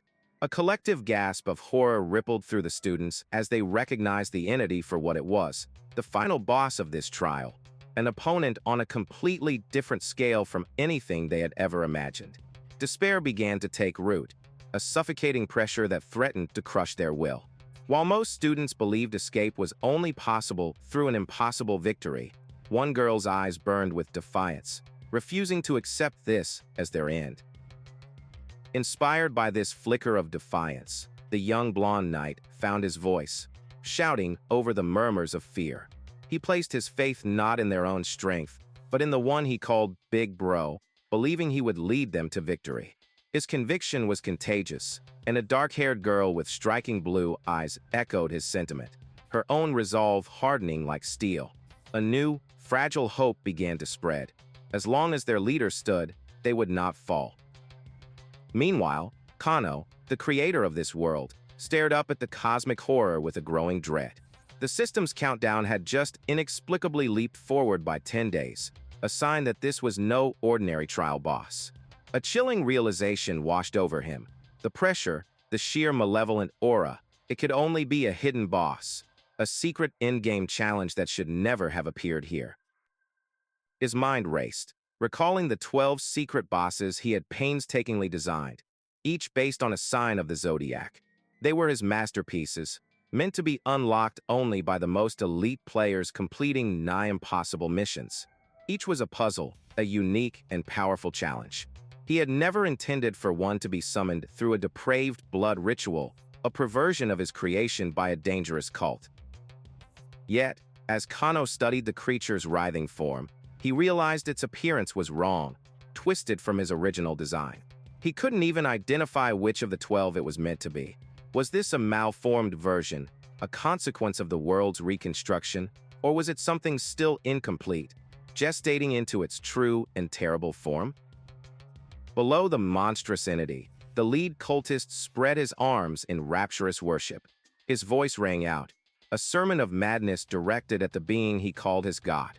He offered up the lives of the students as a sacrament, a feast of flesh and blood to fuel its growth. It was a sacrifice, he believed, that would birth the strongest existence and bring a twisted form of salvation to the world.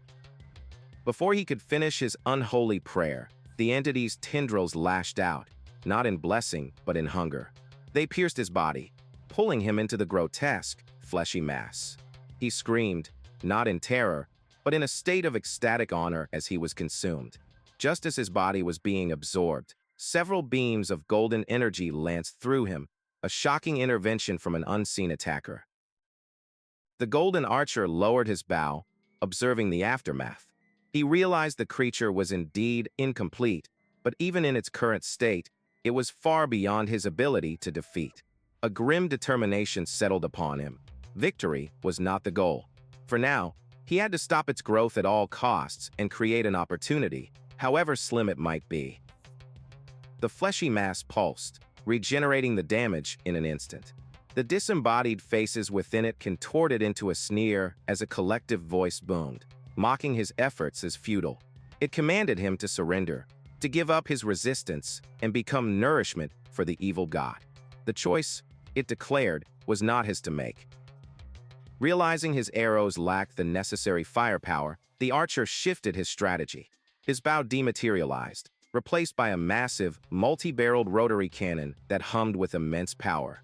Declaring his intent to turn the creature into a beehive, he unleashed a torrential storm of golden projectiles, riddling the pulsating mass with explosive impacts. The barrage was overwhelming. The soul of the cultist, now trapped within the entity, cried out for salvation. In response, the creature's great maw gaped open, and a hand emerged from its throat, grasping the shrieking core of the cultist's being. It pulled the soul deep within, consuming it whole. With a triumphant, echoing laugh, the entity declared its full descent, commanding all mortals to tremble in fear. A shockwave of crimson energy erupted, washing over the battlefield. In the void above, the stars themselves realigned, forming the unmistakable shape of the Scorpio constellation. A complex, arcane sigil blazed into existence, and from its center, the outer god's true form emerged, a leviathan of regal, nightmarish armor, with a deadly scorpion tail and wings filled with ever-watching eyes. A system notification appeared, and Teres, the fallen of the star domain, at 50% completion. The archer's breath hitched, and Teres, one of his 12 zodiacs. The fact that it was only at half power offered little comfort. It was not yet hopelessly strong, but the path to victory was completely obscured. As he contemplated their next move, the monstrous being wasted no time, charging a violent blast of purple energy at the tip of its stinger. Antares unleashed its attack, a concentrated beam of destructive energy that tore across the ground, sending up plumes of fire and rock. The students scattered, their newfound resolve shattering into primal fear. Cries of terror filled the air as they fled the relentless bombardment, running for their very lives from a god's indiscriminate wrath. As if the chaos wasn't enough, Antares summoned its own legion. From the shadows, hordes of monstrous shadow scorpions materialized, their purple carapaces gleaming under the blood-red moon. They fell upon the fleeing students with savage fury, their claws and stingers finding their marks. Screams for help and cries of those who didn't want to die were cut short in a symphony of slaughter. The students found themselves cornered, trapped by a roaring wall of supernatural fire. One brave but foolish student declared they would charge through, only to be instantly engulfed and vaporized by the otherworldly flames. The horrific realization dawned on them. There was no escape. The fire was not a barrier. It was a cage, slowly closing in. A grotesque, flesh-wrapped hand shot out from the monstrous pillar, seizing a student and lifting him into the air. His comrades could only watch, paralyzed by terror. One boy collapsed to his knees, his spirit broken, crying out at the injustice of their fate. But a sharp command cut through his despair, ordering him to pick up his weapon and stand. It was Yukiran, a whirlwind of motion and cyan light, cutting through the scorpion monsters. She yelled that this new world had no pity for weakness, and that if they were to die, they would die standing. But her valiant effort was met with futility. For every monster she cut down, 2 more regenerated in its place, their wounds healing in moments. It was an impossible, unwinnable battle. Seeing Yukiran falter, the blonde knight roared, charging into the fray. He fought with a ferocity he never knew he possessed, inspired by her courage and his unwavering faith in his brother. He reached her side, and they stood back to back, a tiny island of defiance in a sea of monsters, his voice ringing out, reaffirming his belief that their hero would come. As if in answer to his plea, a brilliant light descended from the heavens. A single, powerful beam blasted through the horde, vaporizing dozens of scorpions and carving a path of safety. At the center of the clearing, Kano knelt, his hand pressed against a glowing, intricate magic circle on the ground. He looked up, his expression grim. "Sorry," he said to the survivors, "I'm late." A cataclysmic burst of golden energy erupted from the magic circle, throwing monsters back in a wave of force. The ground lit up, forming a massive, impenetrable dome of light around the students, the ultimate defense formation, or a Calcum barrier. The students stared in awe, a wave of relief washing over them. For the first time since the ordeal began, they felt safe. The blonde knight, ever defiant, tried to play off his fear with a cynical remark, though his relief was palpable. Kano, however, remained completely focused on the threat looming above. Yukiran approached him, her voice tense. "While this barrier holds, we need a plan. Do you have any ideas?" Kano's gaze never left Antares as he gave a curt, determined reply. "Yeah, at least in theory." Kano explained the core of his strategy. He had to get close to the boss. As its creator, he knew its weaknesses, but reaching the hovering god was the real problem. Yukiran's face fell, recognizing the near-impossible odds. But for the others, who had been convinced they were doomed, this sliver of a chance was everything. Hope, once extinguished, began to burn anew. Buoyed by this newfound hope, the blonde knight grinned, his faith in Kano completely restored. He declared that if there was even a chance, they would win, and he had something that could help. He produced a large, ornate crystal which erupted in a pillar of lightning and golden energy. From the light emerged a towering red mech, the Starry Sky Robot Nova 07. He announced with pride that this machine would be their transport, their key to reaching the final boss.